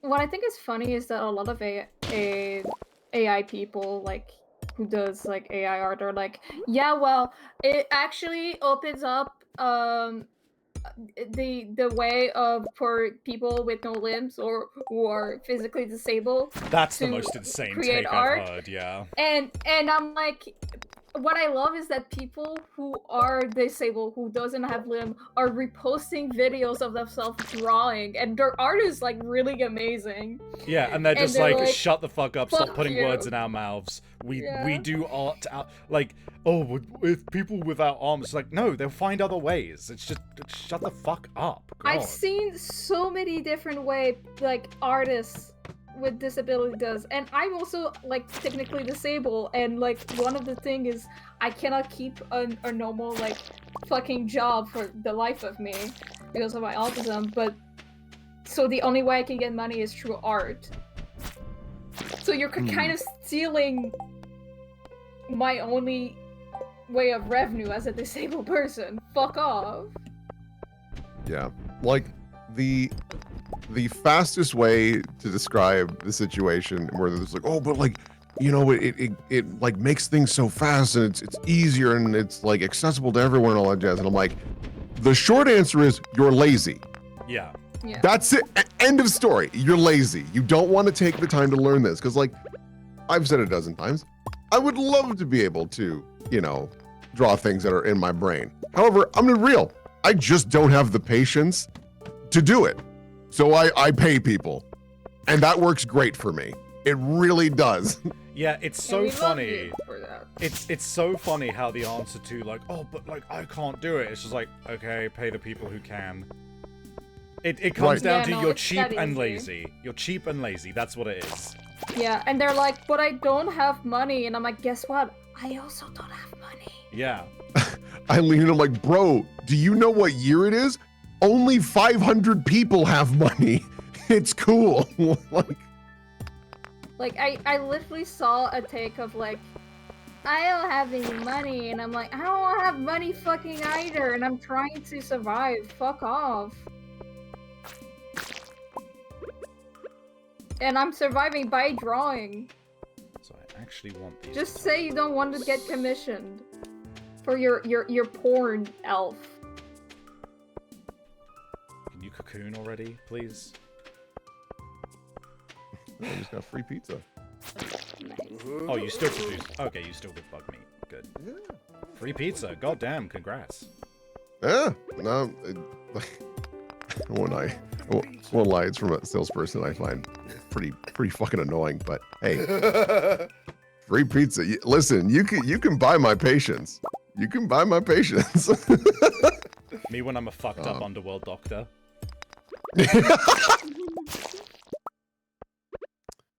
But yeah, I don't know.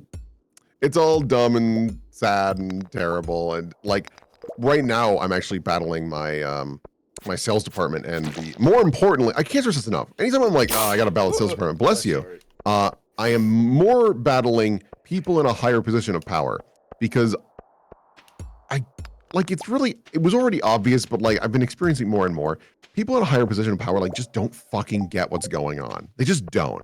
And they're like, yeah, we're gonna get rid of this service where you can send information to a team of writers, and they will like come up with scripts for you, and then you can modify them as you see fit that like more fits your client and whatnot. I'm like, that's a great service. Like, well, that's expensive.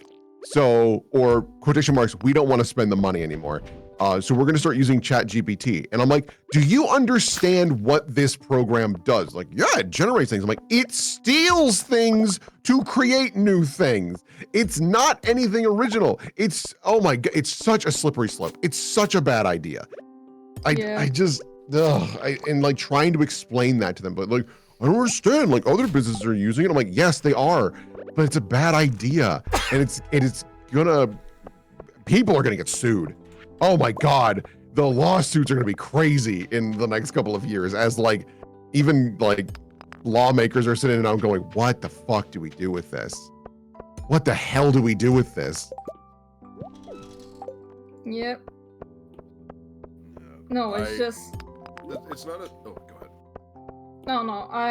I was gonna say I was like, I'm in like a small art project, so I can get money right now, and I do character design, and there was somebody else that was showing up, and I was like, hey, so I just want like, can we showcase each other's art so we know like what kind of style we're going through for those character design? And he's like, okay, and he showed me the art, and I needed to observe very clearly because sadly his art style was very anime. Mm-hmm. And kind of anime, but a little bit like how like AI is anime, and I needed to observe, and I was like, oh no, this is actually art. there's no like AI mistake. This is actually art, and I feel so bad that I need to suspect this person to use AI. No, it fucking sucks that if you're like, if you Like, have the a art art was style which amazing. is, if you have a hyper rendered, Yeah. if you have a highly rendered anime art Yeah. style, you are now just subject to scrutiny now because of that. It's so fucking Yeah, and ridiculous. that's what he had, and I felt so bad that I needed to like suspect him to use AI, because I'd be like, I'm not like, oh my god, you're so talented. It was like, okay, this is AI. Yeah. And luckily you can kind of suss it out. Yeah, I but observed it, and I observed other of his art, and I was no, this is not AI. I saw his sketch before, and it wasn't render and all that stuff. I'm like, okay, it's not.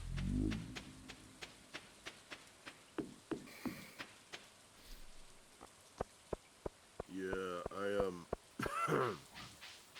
what was I gonna say?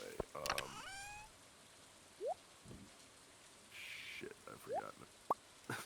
I'm so sorry. It's okay. It's all my my brain don't fault. work. Yeah, well, you're also kind of sick, right? Yeah, Kind of sick. we can blame that if that Kinda helps you feel sick. better. Yeah. It's not because of me, it's because you're sick. Yeah. Oh right, the Will's production issues.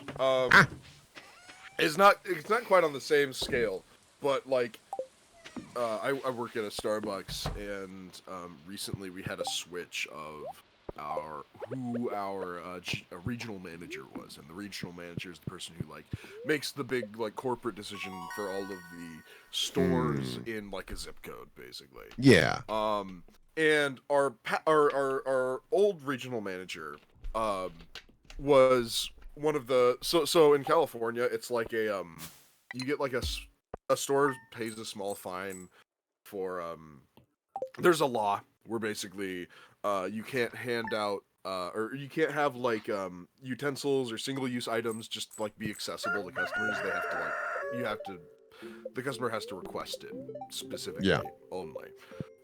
And basically if you don't do that, you have to like pay a small fine like every month. You have to subscribe pretty much to do that. And it's like it's not crazy, you know. It's like I think it's like $50 or something. Oh, that's not but bad. like yeah.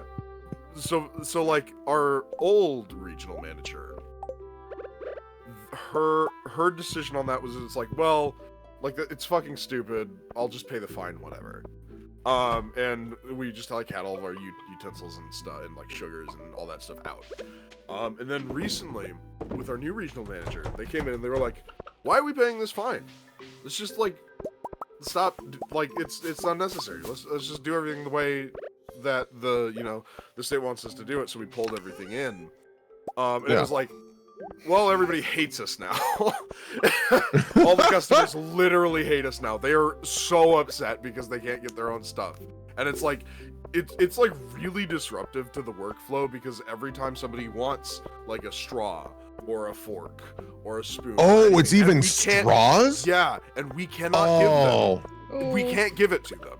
And they have to come and ask us, and we have to stop whatever we're doing and give it to them. So it's literally like every single customer, every time we hand out a drink, we have to like stop making the other stuff and give them their stuff.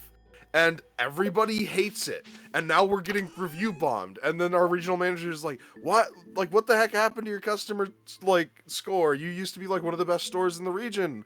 Why is everybody upset? It's like, it's because of this. It's because of the straws. It's like...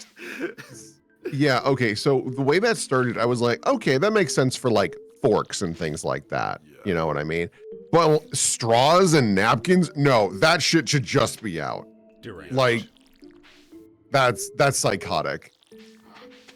Honestly, that kind of makes me think it's not the exact same thing, but I really put my hands on my hips and kind of like go, I don't agree with that. If I go to a restaurant and the fountain machine is behind the counter, I'm like, just put it out so that I can just get a refill. This is I feel like a toddler every time I'm like, can I get more Sprite, please?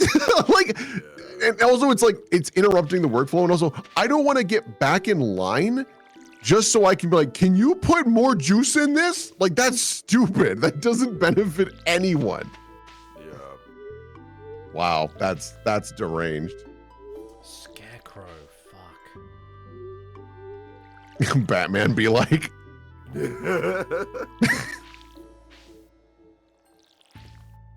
Fucking. here, I'll be right back. Okay.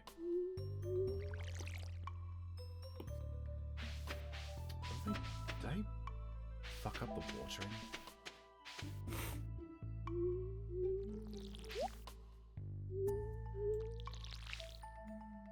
Oh, it might have been the lightning, actually. Now that I think about it. I don't know, actually, this is probably out of range. Order pizza. Hell yeah. Coal wood fiber.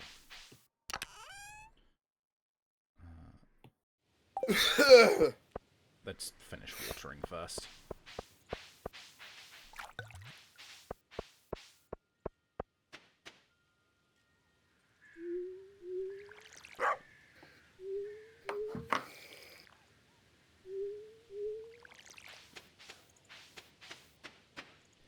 Still the one I want to, the only one I want to. Time to eat pizza. Yum yum. Nom, nom. Oh, baby, I tell you what, this pizzeria is so good because they do deep dish, but it's like extra crunchy and it's like Ooh. buttered up with Parmesan and shit. Like, oh my God, it's divine. Also, not super saucy. Gotta say, if pizza has a lot of sauce on it, I get very upsetty spaghetti. Oh, I think my first tree has matured. Fantastic. Immediately cuts down. Can you imagine? What a fucking waste.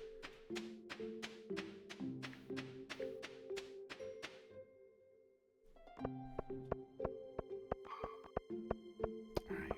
Shit, I probably should have fished for the tiger trout yesterday. Okay, hold on. So... Tiger trout... Fucking... Tiger trout. Okay, you are...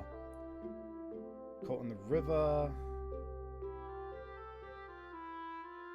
Ah, it does not have to be... It can just be caught in the river. Excellent, that one's good. So the question is... So that's river. Yeah, that's just that one. And then walleye. Is this the raining one? It can be caught in the river... When it's raining and... Okay, so the walleye is the fucky one. So... 12, yeah, from 12 p.m. onwards in the river when it's raining. So next time it's raining, I need to go get a walleye. I've got to remember that. For now, though, I may as well just go fish for that. Boyo.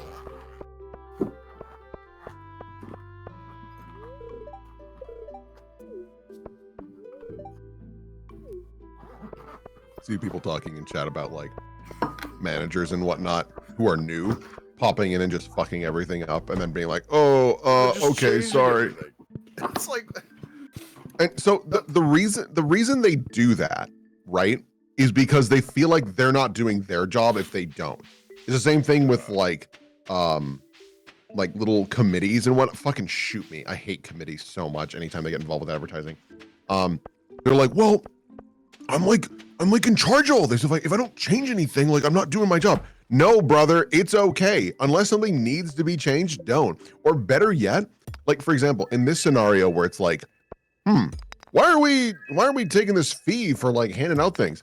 A very easy solution would be just to like lean over and go, hey gang, why do we do this?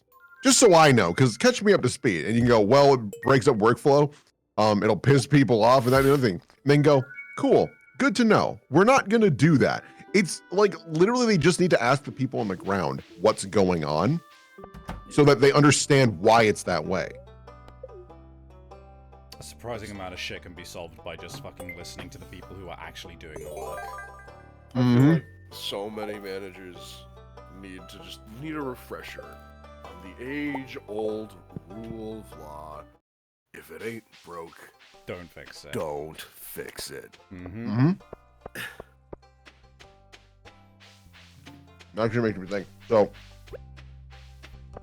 excuse me. Years ago,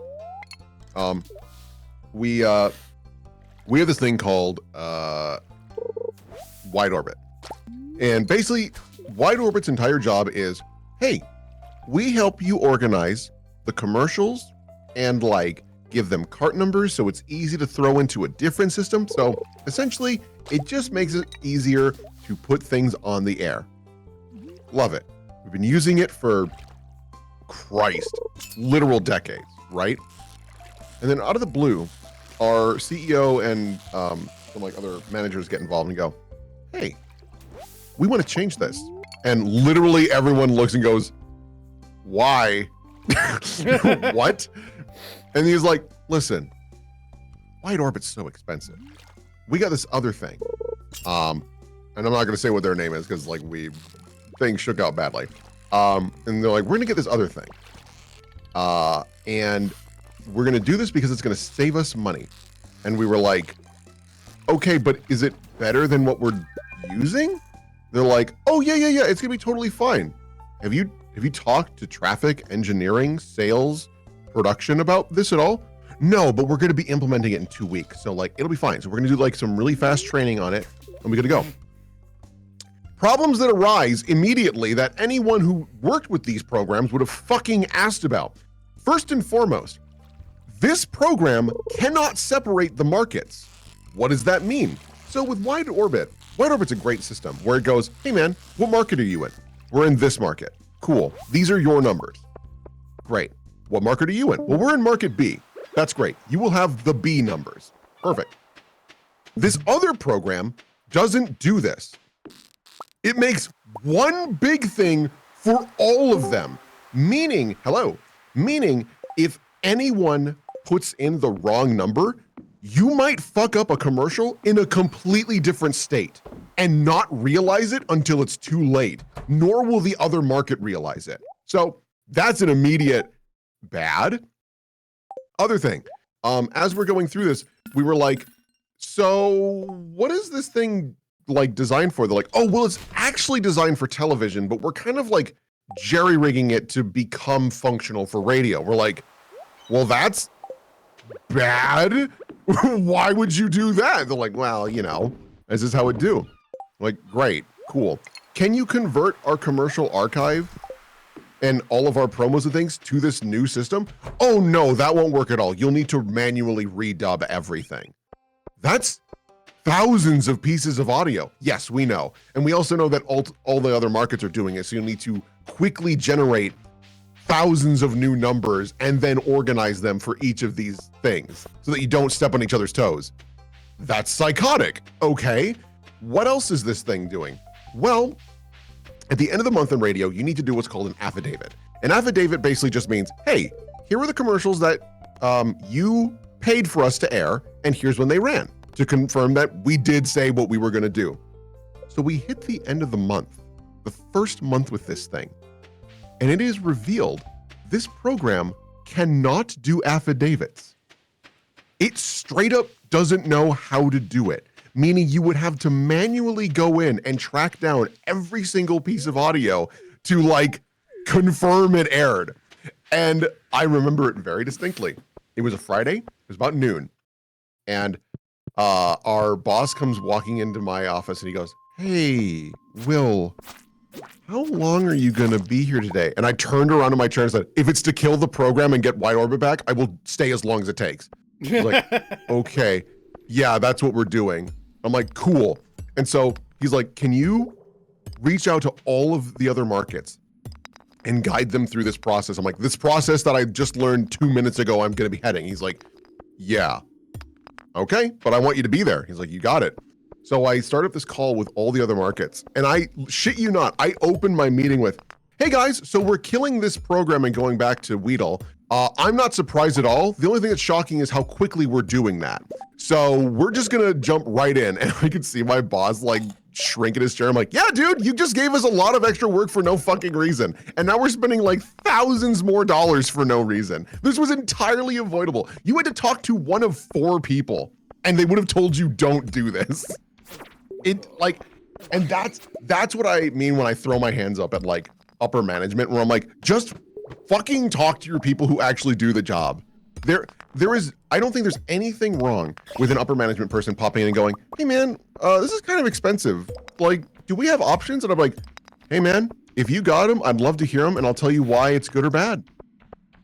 Like, just don't assume for, like, it would be like me, like, suddenly being like, I don't like the way On Air is doing things, even though I don't listen. Like, it's insane. It's insane for me to walk in and be like, you should have more fart jokes. Like, that's such a bad idea. Yeah. Pressed the wrong button earlier. That's why I did from call accidentally. But this is what Discord is doing to me every 10 minutes, by the way. This is what my entire screen looks like if I go to Discord. Hold on, let me take a big... Whoa. Just looks like that. I straight up thought it didn't load at first. Yeah. Yeah. Oh. Does this need like a reinstall or something? Maybe. I don't know. I've like never encountered this problems. It's just has started happening over the last update. And I'm just like, what the fuck, guys?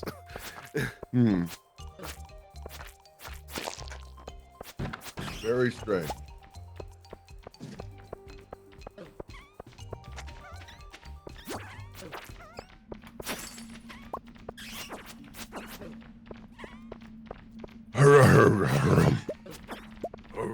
Coffee bean.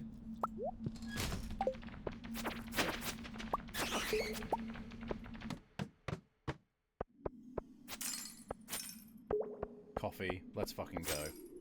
I've been waiting for that. It's like when they changed our it's like when they changed our online school program during COVID 10 days before school started to a program that was worse in every conceivable way. Yeah, because they do what I would consider a panic pivot. They're like, something's not working, change it. And it's like, well, hold on, whoa. Let's analyze the situation first, shall we? And to be fair, this is not like a big defense or anything like that, but like when it comes to schooling specifically, I don't know what the solution was for COVID.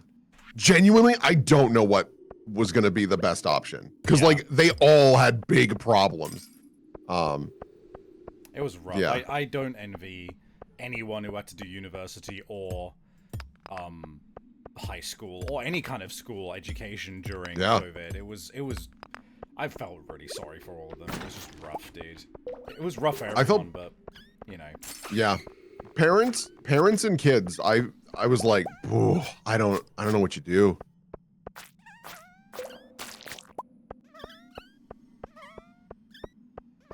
Come on. I think people want... Go ahead. I'm just mumbling. I'm just like reading through chat log. Let's see here. Anyway, apropos of nothing, the US is implementing smart TV voting despite literally every inspector being against it. What, smart TV voting? Sounds deranged. Hold on. Like when you're saying voting, do you mean like for government positions? That sounds literally fucking insane.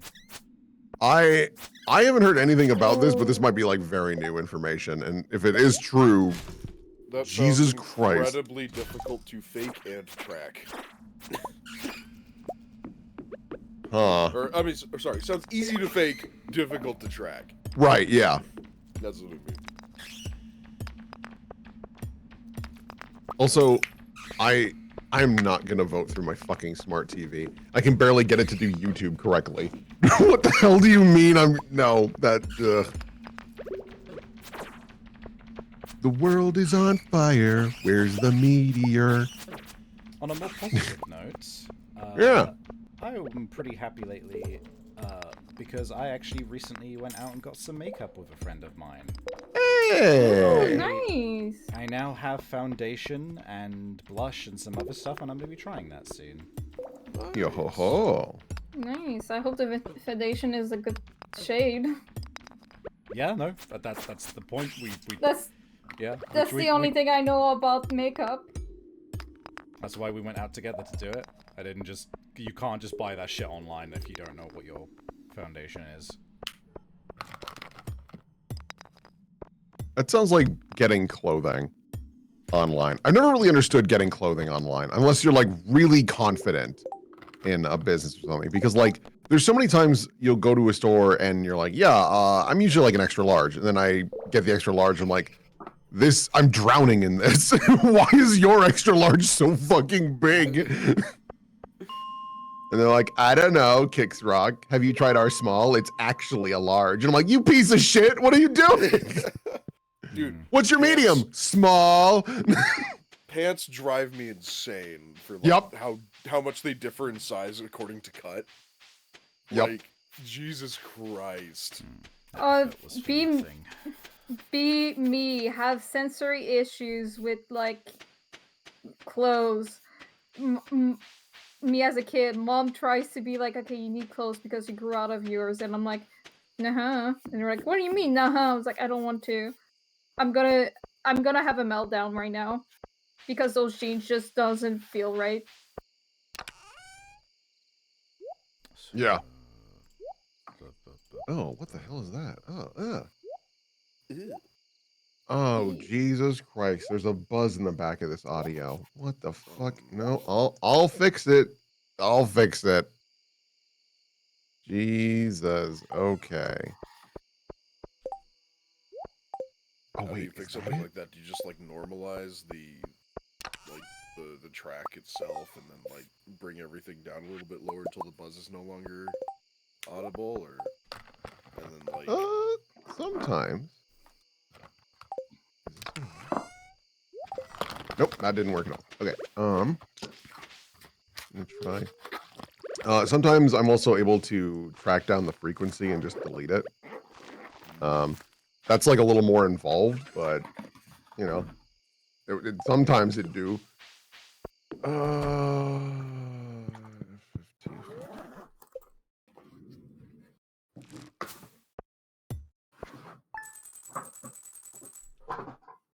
Oh, a lot of money.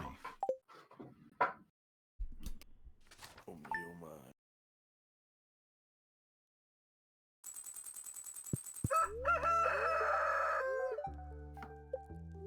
So it's bring this over a bit more. Okay, we got our first one. We can give that to the center.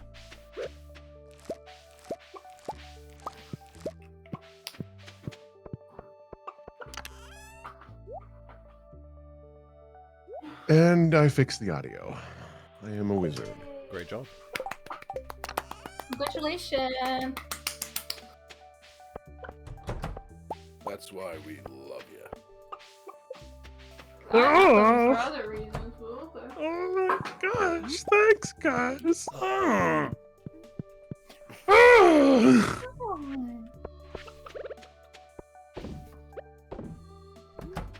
Oops, that's not the way to fix that. It's me, the Will. Oh my god, Will, I'm such a fan. Can you sign me this? When you roll a 3 onto disguise. It's Will! That's me! Cool. Great. Aha! This is all ready.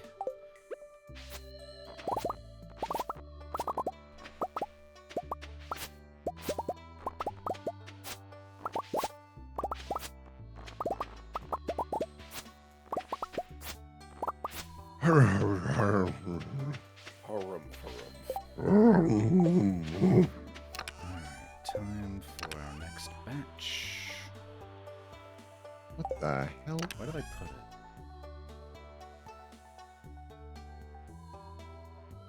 Am I being blind?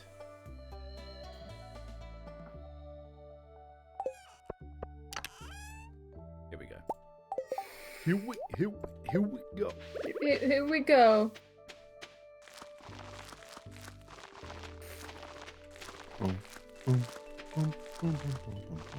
God, I gotta get all this bug meat, but there's so much to do. Up.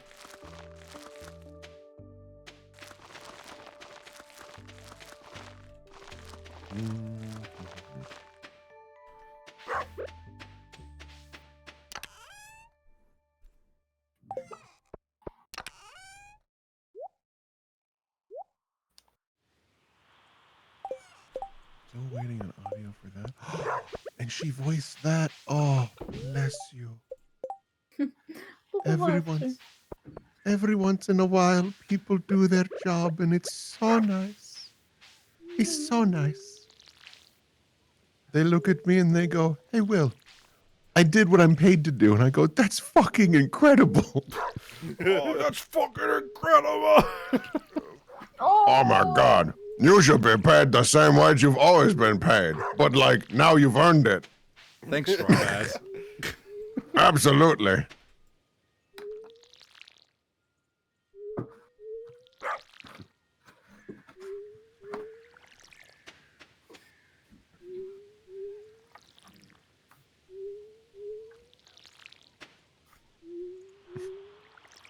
There's this one person at this like other market that I was pretty pissed at, and I actually did like spiteful, like, you're gonna do production assigning, and I think you'll agree with me by the end.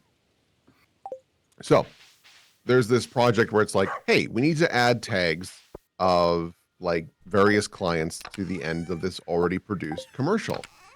And we've got ones for military appreciation, welcome to America, and farm safety. Cool, simple enough. So I ask around, I'm like, hey, where can I find this audio?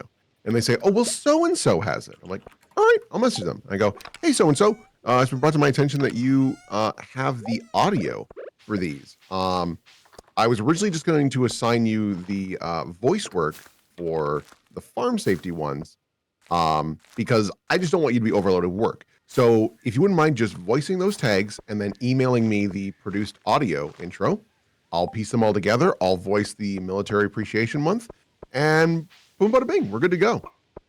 Crickets. Okay, due date's coming up. So I email again and go, hey, just wanted to double check you got my previous email. Do you have the audio for this? Crickets again. I'm like, what the fresh fuck? So I email a salesperson. I'm like, do you know where I can get this audio elsewhere? And their immediate response was, oh, well, I've CC'd so-and-so. They have the audio. And I'm like, yeah, I know. Can you get me something? And then so-and-so puts in the blog notes, I already produced the farm safety.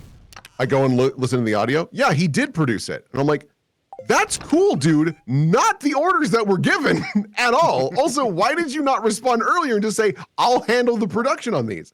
So I was like, great. That's very kind of you. But again, I don't want you to feel overworked with these productions because there's like 12 of these military ones. Can I get the dry audio for that? No response to the email he just responded to. So I threw my hands and went, fuck it. I did everything I could. I assign all of these to you and all future ones. Burn in hell. Produce all of these. And he did. But I was just like, what the fuck? This was so avoidable. Just talk to me. Jesus. It's yeah, no, it's not hard to just fucking do your job, especially if it just includes sending an email. Just do it. Yeah. Like, I was straight up offering to do the work. And he just like, meh. Like, he wouldn't even give me a meh. He just like walked out of the room. I'm like, what? Bitch, please. I don't know. People are dumb and bad. I've always said this. The hardest part of my job is other people. Every single time. 100%. Yeah, 100%. Yeah. Fucking girlfriend. Robotnik with a new robot. You're my girlfriend.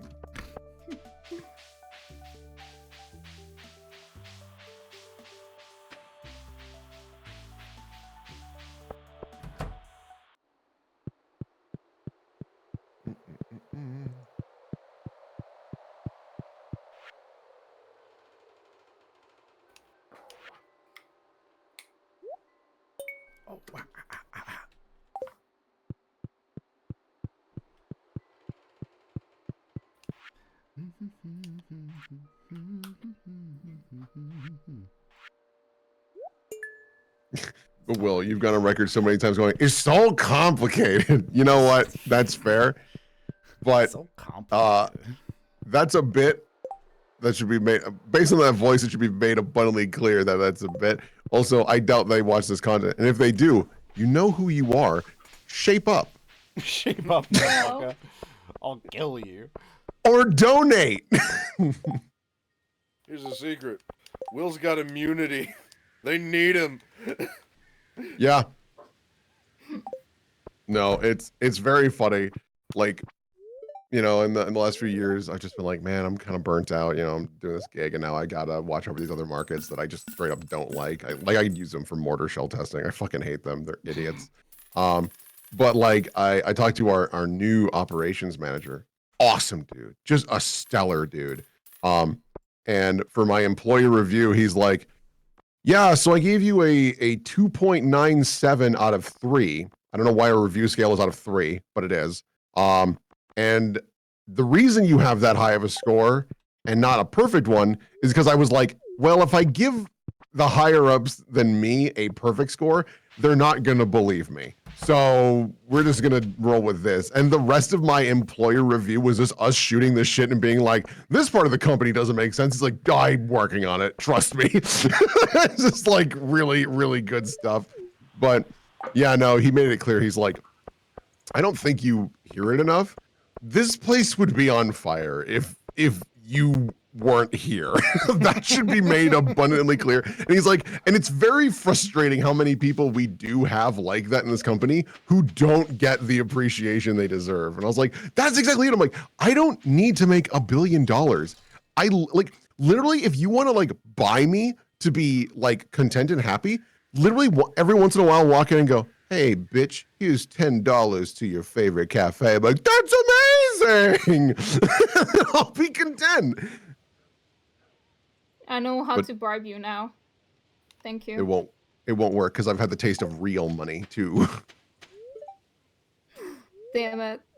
Mm-hmm. Why did he offer you real money and not gift cards? Straight up, like for Christmas and whatnot, I've made it abundantly clear. I'm like, don't get me objects. Don't. I just give me cash or gift cards. I like hate having things in my apartment to the point where like when I do finally move, I think I'm gonna do a grand purge, and wherever I move to next, it's literally just gonna be like chairs and a TV. Nothing on the walls, because I hate it. I hate having things because my brain keeps going, well, I gotta like dust them and do other shit and like take care of them. I'm like, I don't want it. They're just in the way. I feel you totally on that. I had a big cleanup at one point a little bit back, and one of the main things I did was I was like as ruthless as I could possibly manage with all of the shit I was finding. If my answer to do I need this / do I want this was anything short of yes, I got rid of it. Yeah. And it's tough. And it's tough because like for example, I have a lot of weapon replicas from over the years, from like Lord of the Rings, from various video games, from Game of Thrones and whatnot. And they're cool. I like them, but I'm also sitting here going, do I need these? Like I don't do anything with them.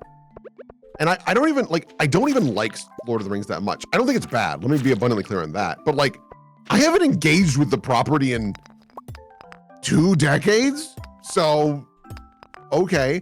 And then Game of Thrones, while again, I think the weapons are cool that I have, that show ends on such a wet, farty shit that it's like, all right, I don't really want to have this sort of crap. Also, I have a Captain America shield. I don't know why, but I do.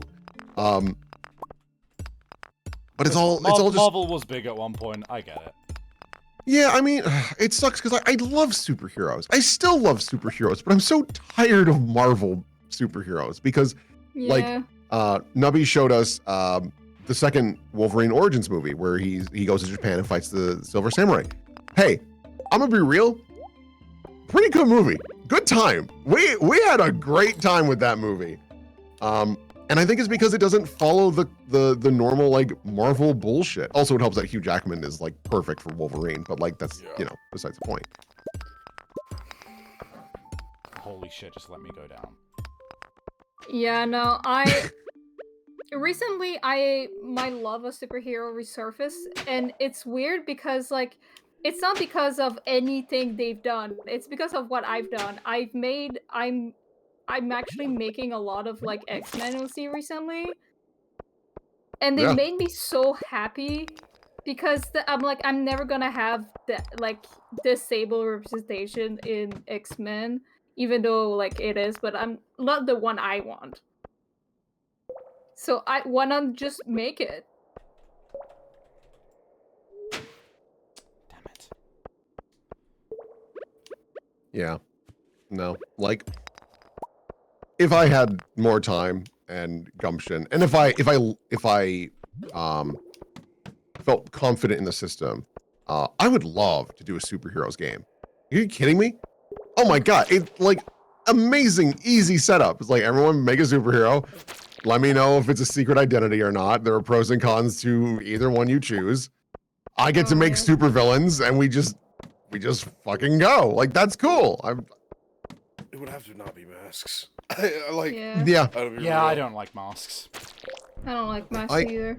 I am enjoying the system of masks, but the biggest flaw I've seen with it, for me personally, is if you don't pick the right book before you start playing the game, and even before you've understood what your character is, you will not get to use the book.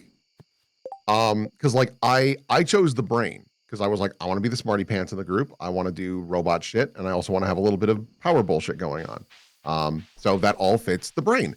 And then I started playing and I realized I don't play this character correct for this book because the book wants you to be an asshole all of the time for your mechanics to work. And I'm like, What? well, I don't want to do that because the whole point of the brain is you're supposed to be like, actually, to like your teammates frequently. Yeah.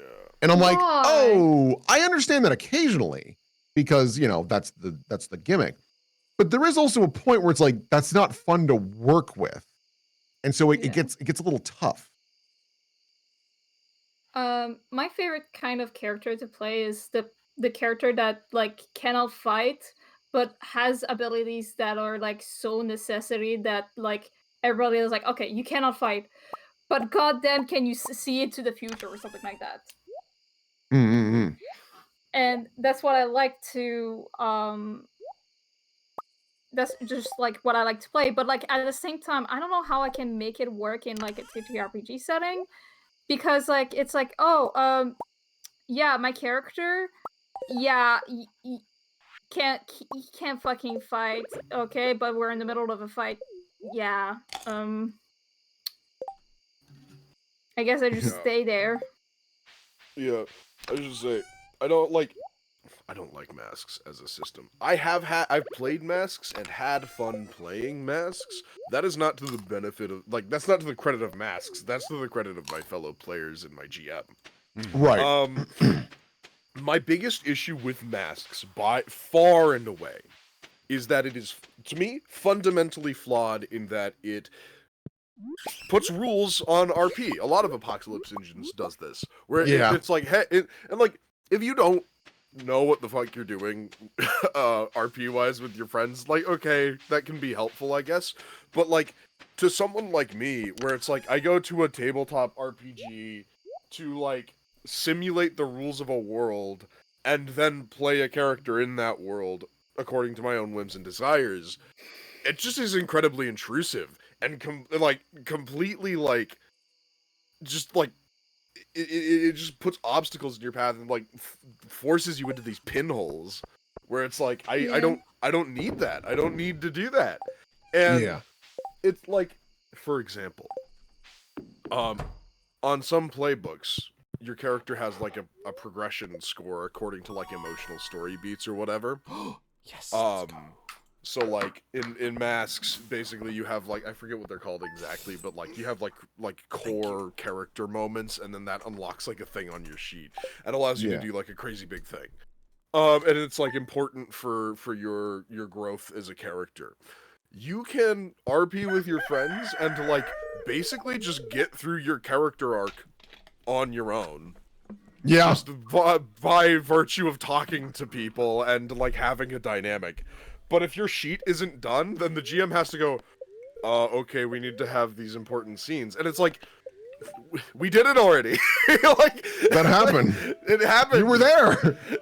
Like, it creates this weird, like, doubling up effect on, like emotional, like, plot beats. Where it's like, I had my entire character arc, but we didn't get through my entire sheet. So we have to have, like, a secondary character arc that's not really, like, it's like less important to what my character was about because we already did that, but it still has to be there so that my character sheet can finish.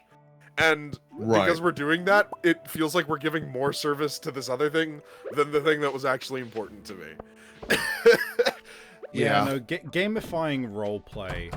I understand the desire to have like effects from roleplay and stuff like that. I'm one of the people who can enjoy that, but like the way Masks does it just really does not jive with me.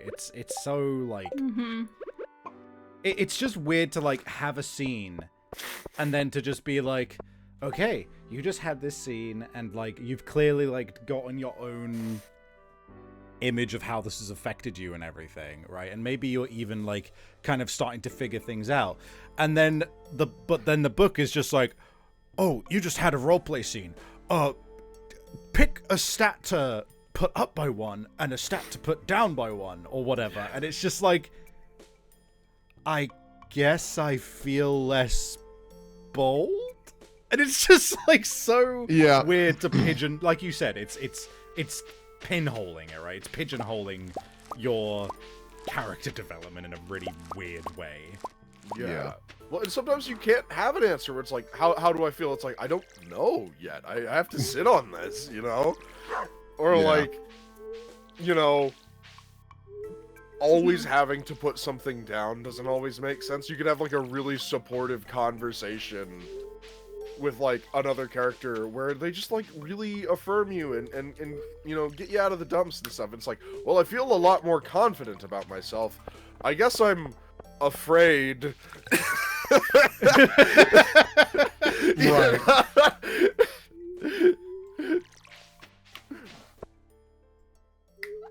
Yeah. What are you afraid of? I don't. The future. It's kind of the reason why, like, if I got to play another Masks game, I think I would, after like reading through them, and now that I've like fully played Masks and understand the system more, I realize that if there was one that I would pick, it's the Bull. That is the book that would have fit me perfectly, because the way the Bull works is it's like you choose a love and you choose a rival, and that shifts as you play. And I'm like, that's perfect for an angsty teenager because they have crushes and rivalries so fast. That's kind of interesting to lean into. Of just like, my friend said something mean to me, rival. Over. We're so done. That person that I've only spoken to twice gave me their soda. I love them. Like that's like something fun to kind of play off of, and to have mechanics that feed into that is interesting. I have a character that I know that will fit that exactly, because he is an angsty teenager that like has that immense power of destruction, yet just wants to be a fucking teenager. But like, yeah, it's the biggest reason where, and this sounds crazy, I kind of love playing Pathfinder or D&D for more RP focused things because there aren't rules. Like I want real rules for combat. I don't want loosey goosey shit. I'm like, get this out of here. It's very strange because I'm very much rule of cool, but I need structure. Otherwise, I'm like, what the fuck are we doing here? I just throw my hands up. I'm like, there needs to be some structure here. No, go ahead. Sorry, you haven't finished your point. Oh no, all I was gonna add on to that is that's why I like Pathfinder for that, where there are rules for RP if you want to gamify it, but if you don't, you can throw them all in the garbage and the game works better. And that's fine.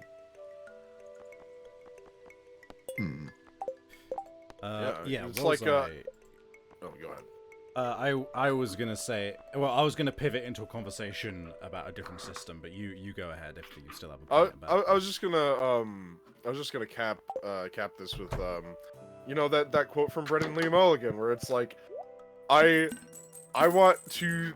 I know how to simulate talking to my friends. I don't know how to simulate an arrow traveling 40 feet in the air. Right. Yeah. Exactly.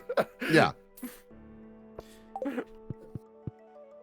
Yeah, no. So, for those who don't know in chat, there is a system that one of our friends made, which I generally think has a lot of really good stuff going for it. It's called the Sentiment System. It was made by Jay, who runs Stabbiness and Third Wheel, and is just generally an all-round fucking phenomenal guy.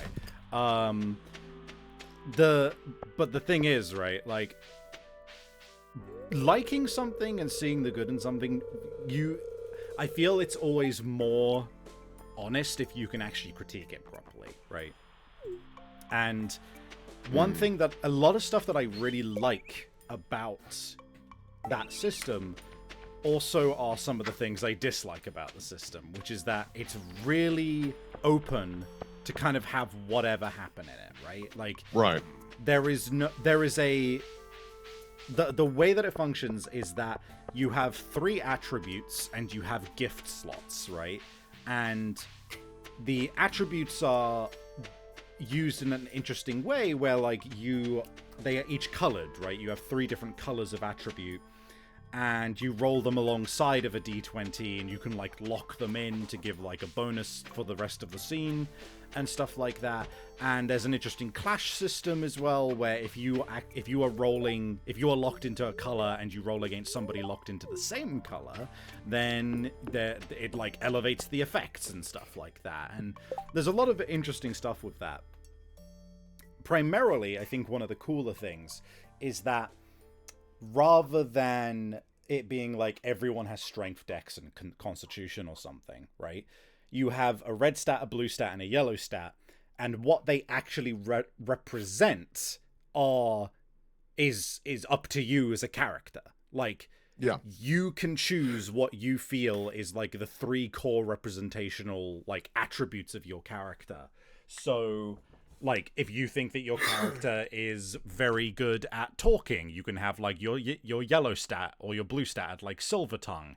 And then, like, oh, he's good at, like, fucking, I don't know, he's like a sneaky bastard. And maybe you even call your red stat Sneaky Bastard and stuff like that. And you roll with that stat.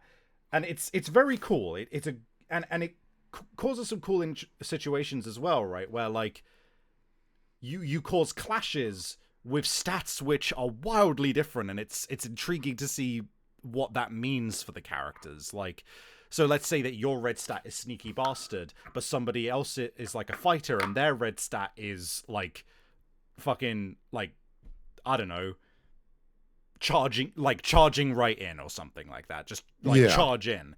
And there's a clash there, and that's interesting because you think, yeah, no, it clashes because, like, they are fundamentally opposed to one another. That, like, the reason the effect is elevated is because if he charges in and gets his way, I'm fucked. But if I get the drop on him, he's fucked. And it's a very interesting, like, interplay with that, right?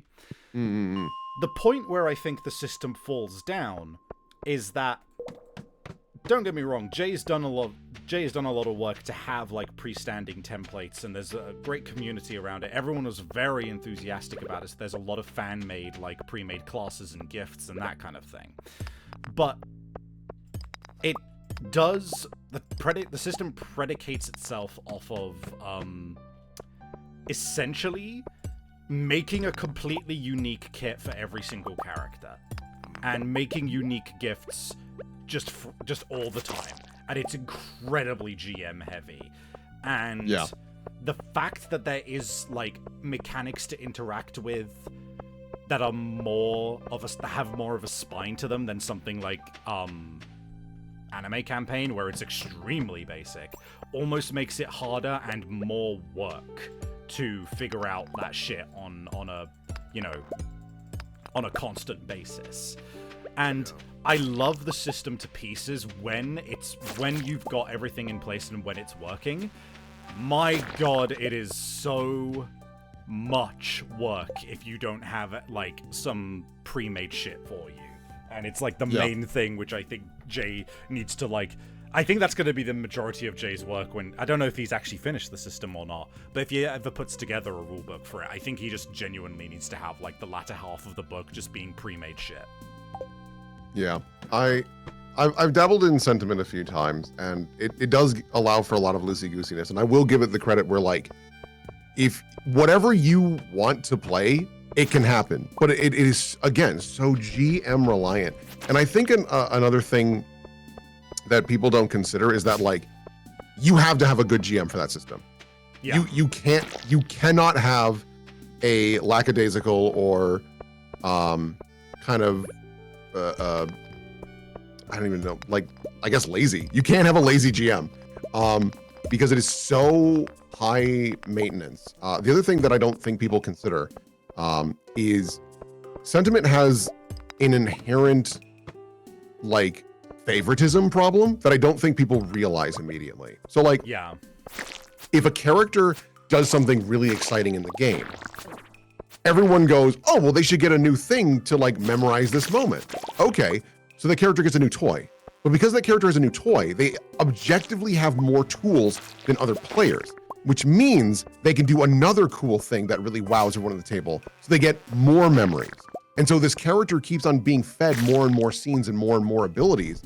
And it just, like, snowballs to the point where this character is either, like, consuming all of the scenes, or they have so much experience and power that the other players can't catch up. Because unlike D&D or Pathfinder, where there are very strict, like, at this level, you get this, and where that leniency comes in is magical items, which is the, like, you found this and you can, like, share those around. Yeah, so it's a system you have to be very careful with to not feed into the hype. It's interesting as well because Jay has actually, like, put something into the system which kind of solves that problem, but he needs to put more focus on it, and if when he brings it around to release, and I think it has been communicated to him, just the idea of, like, to avoid that issue, you need to take more advantage of the part of the system which is the ability to upgrade or buy gifts with XP, right? Because that basically solves it. It's just if you have someone who, you know, is just very kind of low-key but shows up every time and always gets the XP and is, like, you know, that kind of player, then they can still, like, get the cool new tools and everything by virtue of just going, like, yep, I spend the XP, I get the extra thing, and there we go, right? And you don't have to be loud and out there in terms of, like, what you're doing with the game, and it kind of fixes that problem. It is just an issue of, like, I think it's just the issue with any, like, game that's still in testing, right? You just need to work out the kinks, and Jay is very much, I believe he is still working out the kinks. I haven't actually checked in with the Sentiment system in a hot second. Yeah, it's a neat system. It's just, like, it's way too GM heavy, and I'm like, I don't have the time. I work a job 5 days a week. I have other things that I want to work on, and also on top of, like, making maps and then getting icons, like, dog, I don't have time to sit down and be like, all right, let me just make full game mechanics for multiple people and then hope they're fun and balanced. And I'm like, nah, I just don't have the time for that. Bro, I don't think I'm gonna get enough bug meat. No. Especially not in this fucking room where it takes a year to go around it. Sorry, I need to go. Have a good one. Okay. Okay. Later.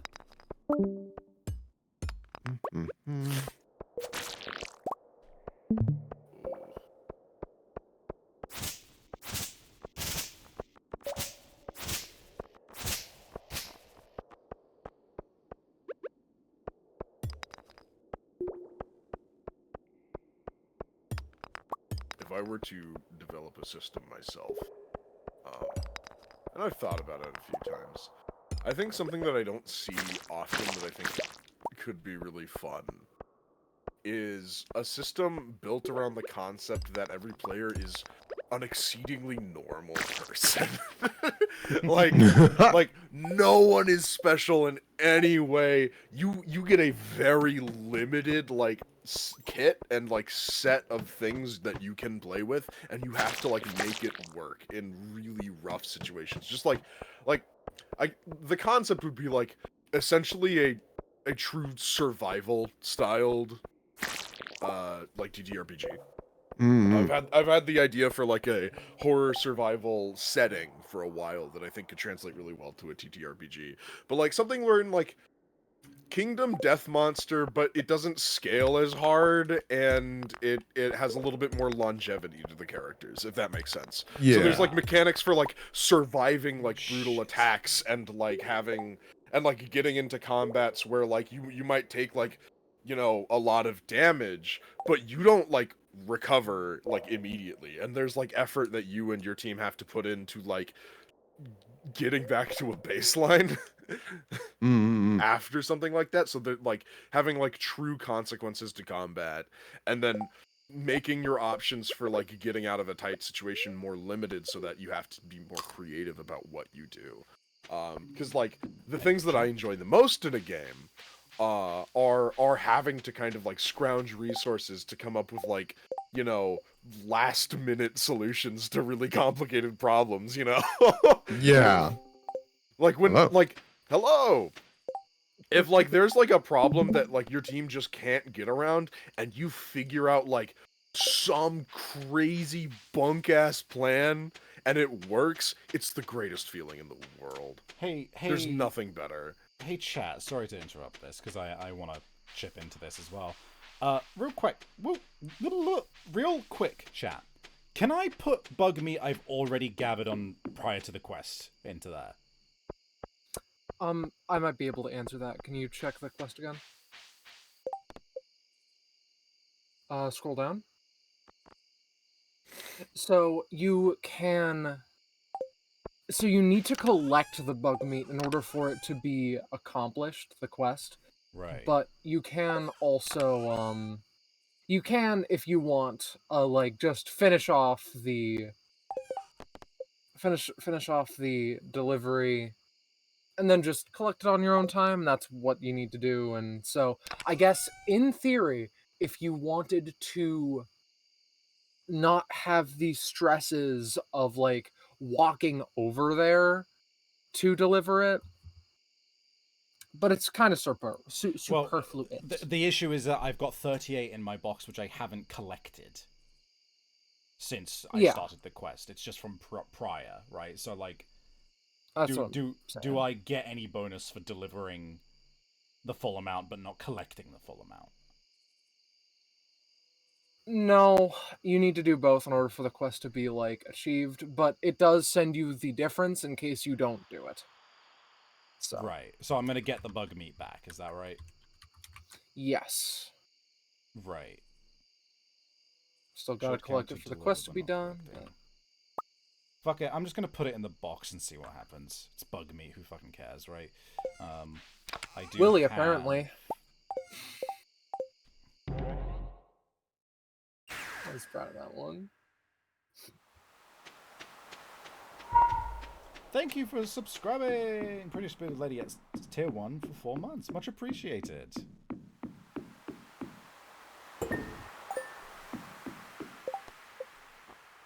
Yeah, no, it doesn't count for the collection, but it does for the delivery. That was muted. I saw someone suggest Call of Cthulhu. My one hang-up with Call of Cthulhu is that, like, it's a good system. Do not get me wrong, I love Call of Cthulhu. And it does fit a lot of the check a lot of the boxes of what I need, but it's not perfect. And what it's not perfect in is the sanity system. Yeah. Most of the time I like the sanity system, but the problem is it's so core to, like, what happens in that game that you have to include it. You cannot just simply cut it out. Which is what I would prefer to do, because sometimes the game that I want to run doesn't need that. And it I wouldn't don't be need people important- going crazy. Yeah. And Call of Cthulhu does not function without the sanity system. It just doesn't work. I'm sad that you explained it because I was gonna be like, "Hey, Dunkass, just remove it," knowing full well that that's not what you can do. But now the joke doesn't work. I when it comes to a system that I've had like a theoretical dream system for a long time, just in terms of just like, oh, it'd be cool if this existed, or if I eventually got around to it. It's not like a priority by any means, right? I just occasionally make notes about stuff that could be cool with it. But the absolute like main things that I love in a system are one, it's the Necronica style of initiative, so action points where every type of action has a certain cost of action points and reduces your initiative by that much, because you actually feel different levels of like timing happening, and you feel like there's different rhythms for different types of characters and classes, which I like better than turn-based anything. And you can, I'm sure people can argue, it's like, oh, but like the rhythms do feel different, but like, no, unfortunately not. The moment that you have a system that is like, everyone gets a move action, an action, a bonus action, or like everyone has 3 action points to spend on their turn, it's like, sorry, no, this immediately does not. The combining with turn-based regular initiative and then the fact that everybody gets the same number of actions, sorry, no, you have failed. There is no difference in feeling or rhythm for characters, not to me at least. When you have characters where their entire thing is like, I use big but expensive attacks, or medium or like, you know, the middle ground, or fast but not as effective attacks and that kind of thing, you actually end up with different rhythms, which I think feels a lot cooler and a lot better. And I also like systems where you have keywords and effects which are designed to interact with one another, and equipment and like ability slotting and that kind of thing, almost like materia, where like you can essentially do shit like, oh, I'm gonna take this weapon and I'm gonna slot in like a materia or whatever. That means that like this is a good example from fucking Baroque, Will, you remember, Yeah. where they have like different equipment slots, all that kind of thing, but you also have parasites that you can infect your equipment with for different effects, right? And we ended up in this really cool situation where I had a accessory item. I had a weapon which I had infected with a parasite, which made it so that it like frequently, it has a high chance to inflict paralysis on enemies that I hit with it, but it randomly inflicts a paralysis on you as well, which sounds like shit and is really bad, right? But then I found an accessory item which was, you're immune to stun and paralysis. And all of a sudden I just had this fucking insane weapon that could paralyze enemies like 75% of the time. And like, that's the kind of interactions I love to see in a system, where it's just like, it's very simple, it's very easy, but it feels good when you figure out like the combos and shit. Yeah. When it all comes together. When it's all coming together. Yeah. Oh, coming together. I'm still partial to like, you know, having 3 actions or bonus move, standard, whatever. Just because it's beneficial, where it's like, okay, have you played literally any other one of these? Cool. We can skip that part. You know how this works. And you know, it's a structure, but I definitely understand the desire of like, can this do more? It's like reasonable.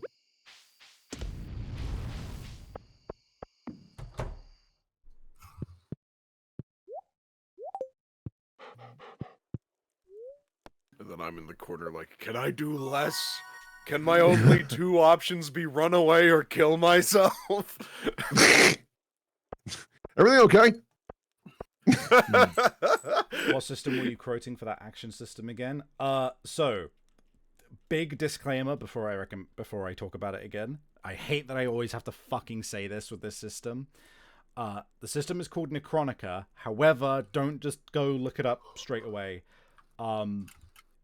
an unfortunate aspect of it is that the creator, who they're based in Japan, the creator thought it would be like decided basically that the setting needed to be based around essentially lolly characters, and there's a lot of uncomfortable art surrounding them. The system itself is fucking phenomenal, and we literally have created a version of the rule set because it's been like fan translated. We created a version of the rule set which is a PDF, which gets rid of every single instance of the images in there and gets rid of the like one instance of a mechanic which matters, which is that like a mutation you can take is that you're a boy instead of a girl, which is fucking insane. So if you want that, go to my Discord here, and if you go to I think it's the One Shots channel, we have a version of the rulebook that you can read through safely without being accosted by those images. But Necronica, the long sequel, is a fucking absolutely awesome system, and it is fucking held back by the fact that it has that stupid lolly shit with it. Yep.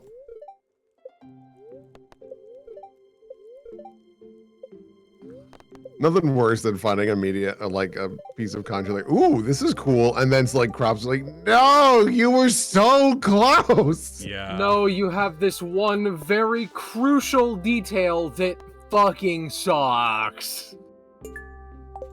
Yeah. One day I want to make that system. I want to make a system where it's like, when you do things, it really feels like an achievement, because most of the time, running away would be your best option, but it doesn't feel like you're like the game sucks or the combat is a failure if you run away. In fact, like, combat in and of itself, I don't think would be like an apt description to take into like an encounter. Like, the ideal outcome of an encounter in this game would be surviving it in any way, even if that does mean just getting away. You know. May I recommend Kingdom Death? I played Kingdom Death. I want to adapt Kingdom Death into a Kingdom Death. That was the crux of this. I'm sorry, I didn't know. It's okay. It's okay. You failed. I was being like, oh, I know quite the thing indeed, but I've fallen for your trap. What have I done? Yes. Unfortunately, you've boomeranged back into the start of this conversation where I talked about how Kingdom Death inspired this. No! I want Kingdom Death without cards. Mm-hmm. And like your characters have more of a chance of longevity. But it's that feeling. It's that high that I'm chasing. I get it. No, I feel ya. Close that up a little bit.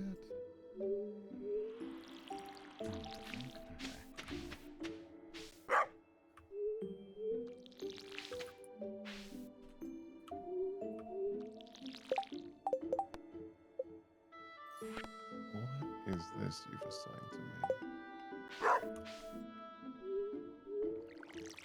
That's the setting of which I think I've maybe described it to some of you at certain points, but it's the same one where it was like I was conceptualizing a bunch of like crazy ass monsters and stuff. Oh yeah.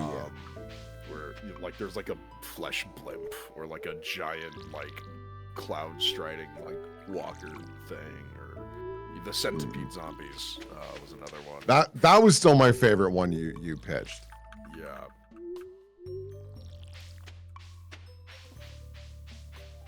Let's see here. Assign.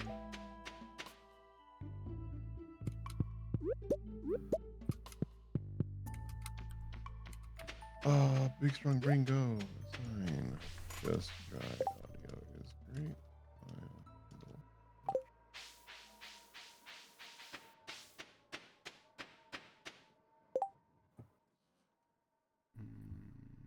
God.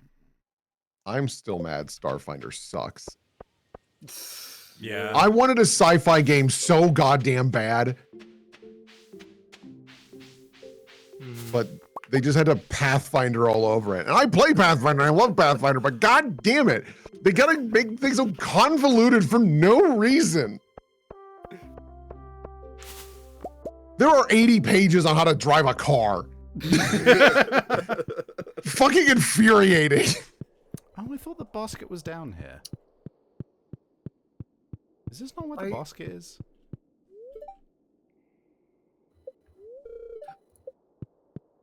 Oh, there's a battery. There was a powered period. lockbox. Go to the right for Linus's basket.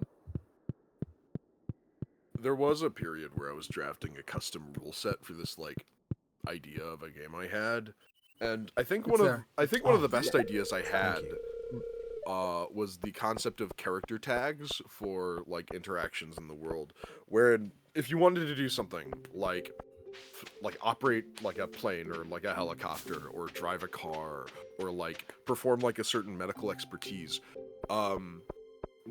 doing that doesn't necessarily require like the role of a skill or a stat. What it requires is that your character has a tag of like, I am a pilot, or I like used to be a doctor, or something like that. And if you have that tag, then you can just do that thing. You don't need to roll for it. It just works for you. Yeah. But those tags cost a resource during character creation. You can only have one tag, and you can only like have certain like basically like facets or specialties in that tag. So there are certain instances or like scenarios in which you wouldn't be able to do that. Like, I'm a pilot, but I really fucking suck in like poor weather conditions. And like in that case, then I would have to start like taking roles, or like, you know, there would be like chance of like fuck ups or something. Or it's like, you know, I'm a doctor, but I'm specifically a surgeon. I'm not like a I'm not a pathologist. So like I can do like first aid, and I can like help like with wounds and stuff, but when it comes to like diseases, I'm, you know, that's not my expertise. I'm nowhere near as good. Yeah. So like that sort of interaction, which I was like really proud of coming up with. Chat, bookseller is here. I don't fucking have the money, unfortunately. No. Hey, Twitter. Anyways. This is a bad start, Will. Well, so one of the trending things is Darth Jar Jar. So Thank you for the hydrate chat and the posture check. not sure what that is.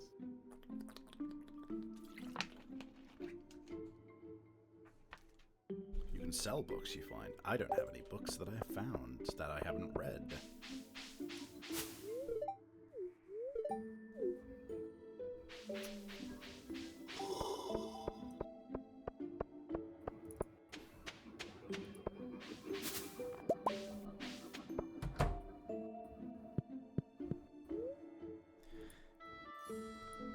Oh God, is Hades 2 really available for early access? I should get in front of that really fast.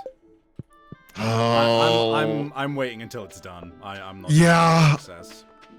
I am too, but like I've seen the art for some of the characters, and I'm like, oh my God, I can't believe they did this again. Yeah, no, it's oh fucking, God, it's so good. Have you seen Hecate? No. I have not. I don't think I've seen Hecate. I don't think I've seen her. No. Do you want that to be a surprise, or? I'm gonna leave the rest to a surprise. I think I've seen quite a few of them, but yeah. Yeah. Yeah.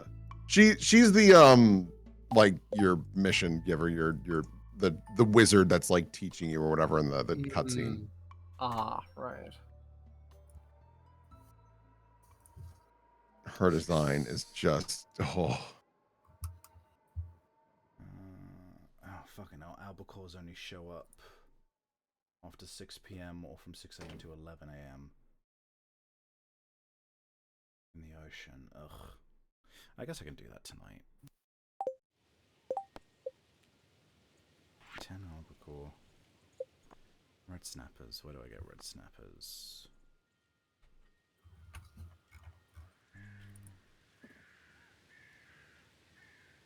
Ocean from 6 a.m. to 7 p.m. Okay, I can go get those right now. Oh, God, Marnie was nearby. I need to give her the quest item. I think she walked up to here, I want to say. Are you? No? You're not here today? Okay. I thought Did I not see Marnie today?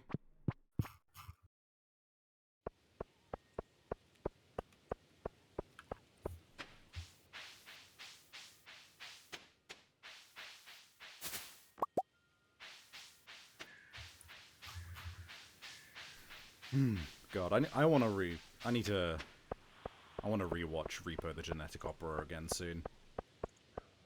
And I'm gonna invite everyone on my private server because I want everyone to know about that film. It's so fucking campy and stupid, and I love it.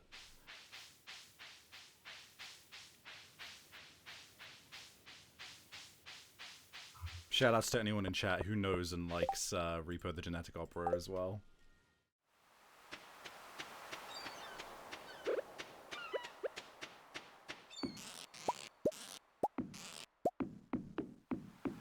I just saw a Twitter post that was just like genuinely wholesome and sweet. I was like, oh. Was it That's so Greco? good. You're changing.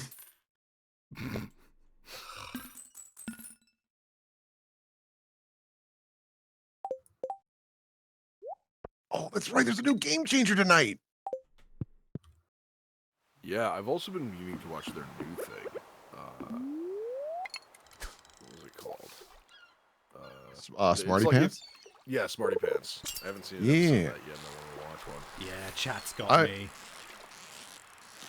I'd be down to watch Smarty Pants. I haven't seen any either. It looked intriguing.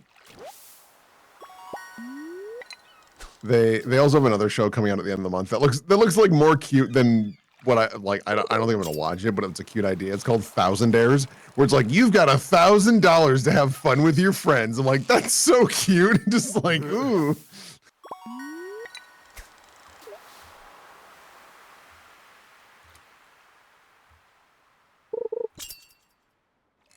Zydrate comes in a little glass vial. A little glass vial, a little glass vial.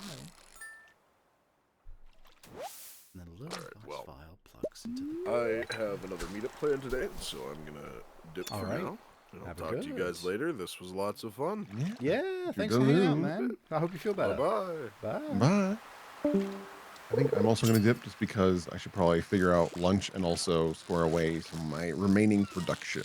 So Yeah, best I of should luck with also this. eat soon. But have a good one. See ya. Yeah, toodles. Bye. Singing the Zydrate song softly feels illegal. It is a very high energy song.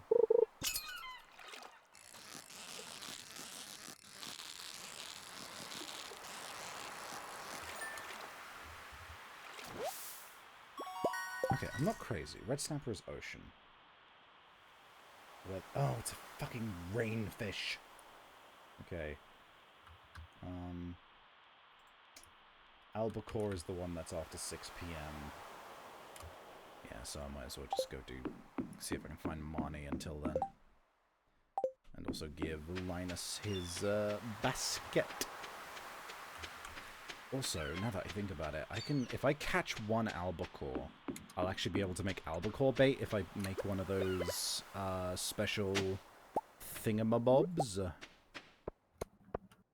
for fuck's sake.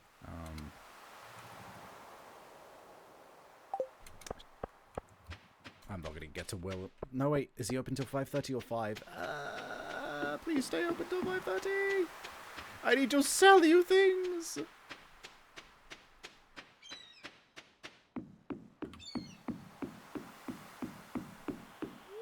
No!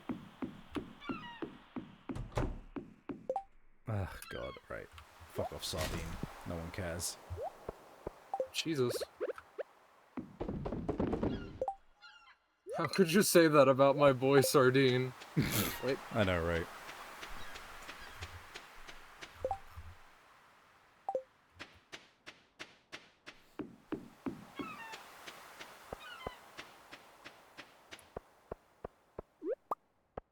The same friend who was obsessed with Repo also ruined Sweeney Todd for me by making me read her self-insert ship kid Sweeney Todd roleplays. That's so specific. That's quite funny. Not good. Oh dear. I'm sorry that they ruined Sweeney Todd for you though, because I like Sweeney Todd as well. It's very much a like, Oh, I'm sorry. That's very funny. Yeah, no.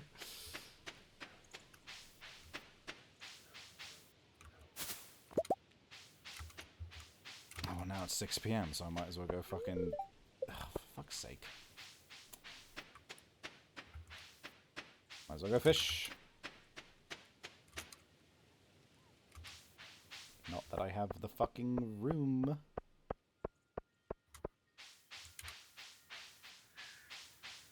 I don't really care about the other fish, mind you. Go on, get in the boat, fish. Come on, get in the boat. Fish, fish.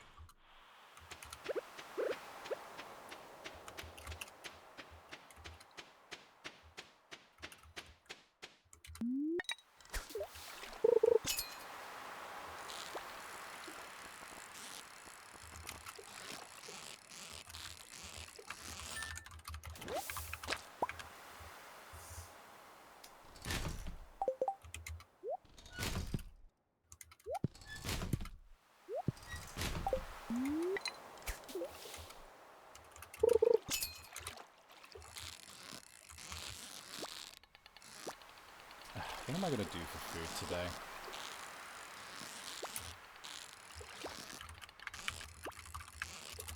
This better be an albacore.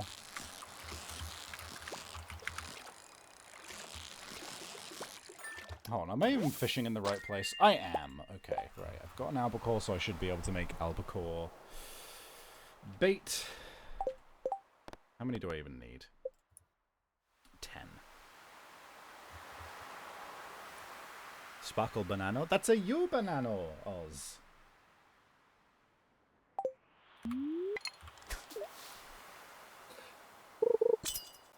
One day, someone's going to ask about the elephant banana, and you'll need to explain it. Oh, I don't have that one in the folder.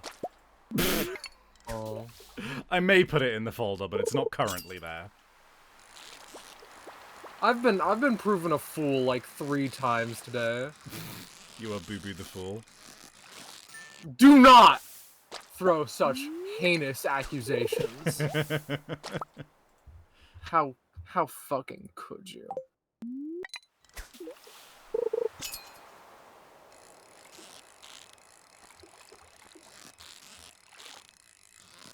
There was actually a couple I need to add to the folder that I've been forgetting to, for that matter.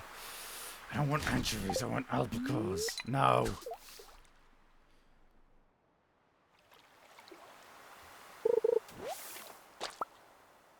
Well, Savvy, you better start getting them. You best start believing in albacores. You're in one?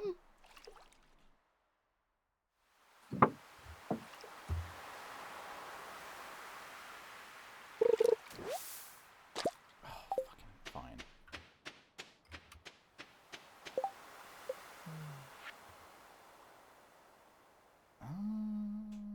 Pretty sure I've got everything I need for that.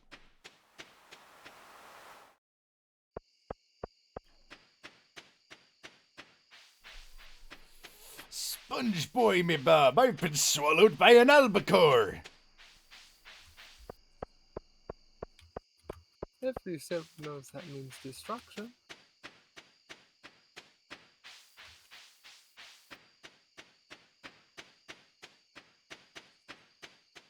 Sponge boy, me bub, I've overdosed on black tar heroin, and I'm going to die.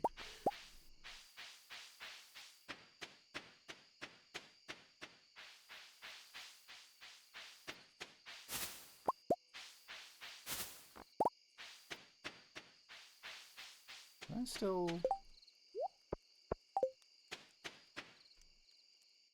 Hey man, behold. Oh. Immediately put me up to have a scene with him.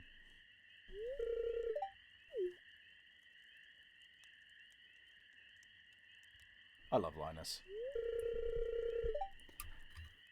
I was hoping you'd come by. Yeah. Stream died on my end when you said you OD'd on heroin. Yeah, it's because I OD'd on heroin. It killed the stream for you.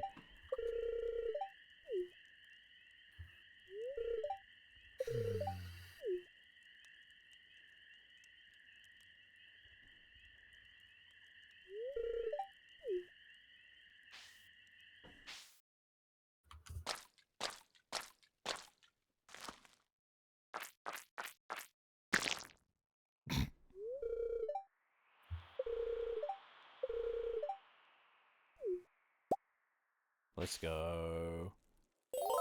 Man, I am hungry. I am realizing. I need to figure out what I'm eating today. Should I preemptively leave so that I'm not the last one again? It's up to you. I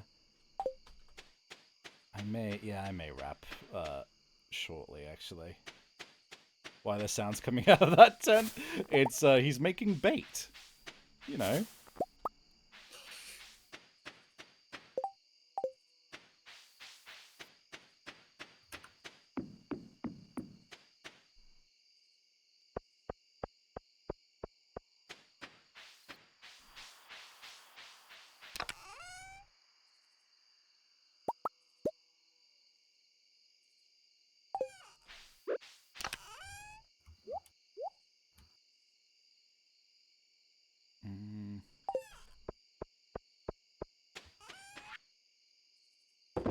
Anchovy, mayo.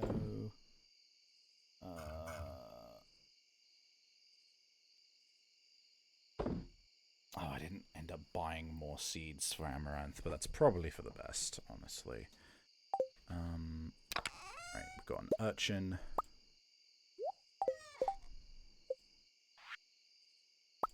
Bait maker. Lovely. Where shall we put this?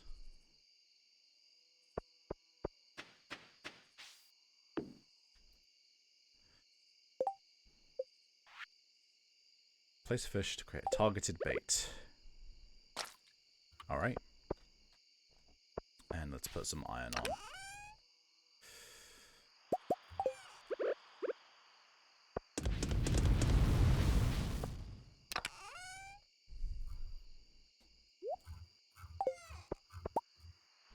Huh. 8 bait. I suppose that is good.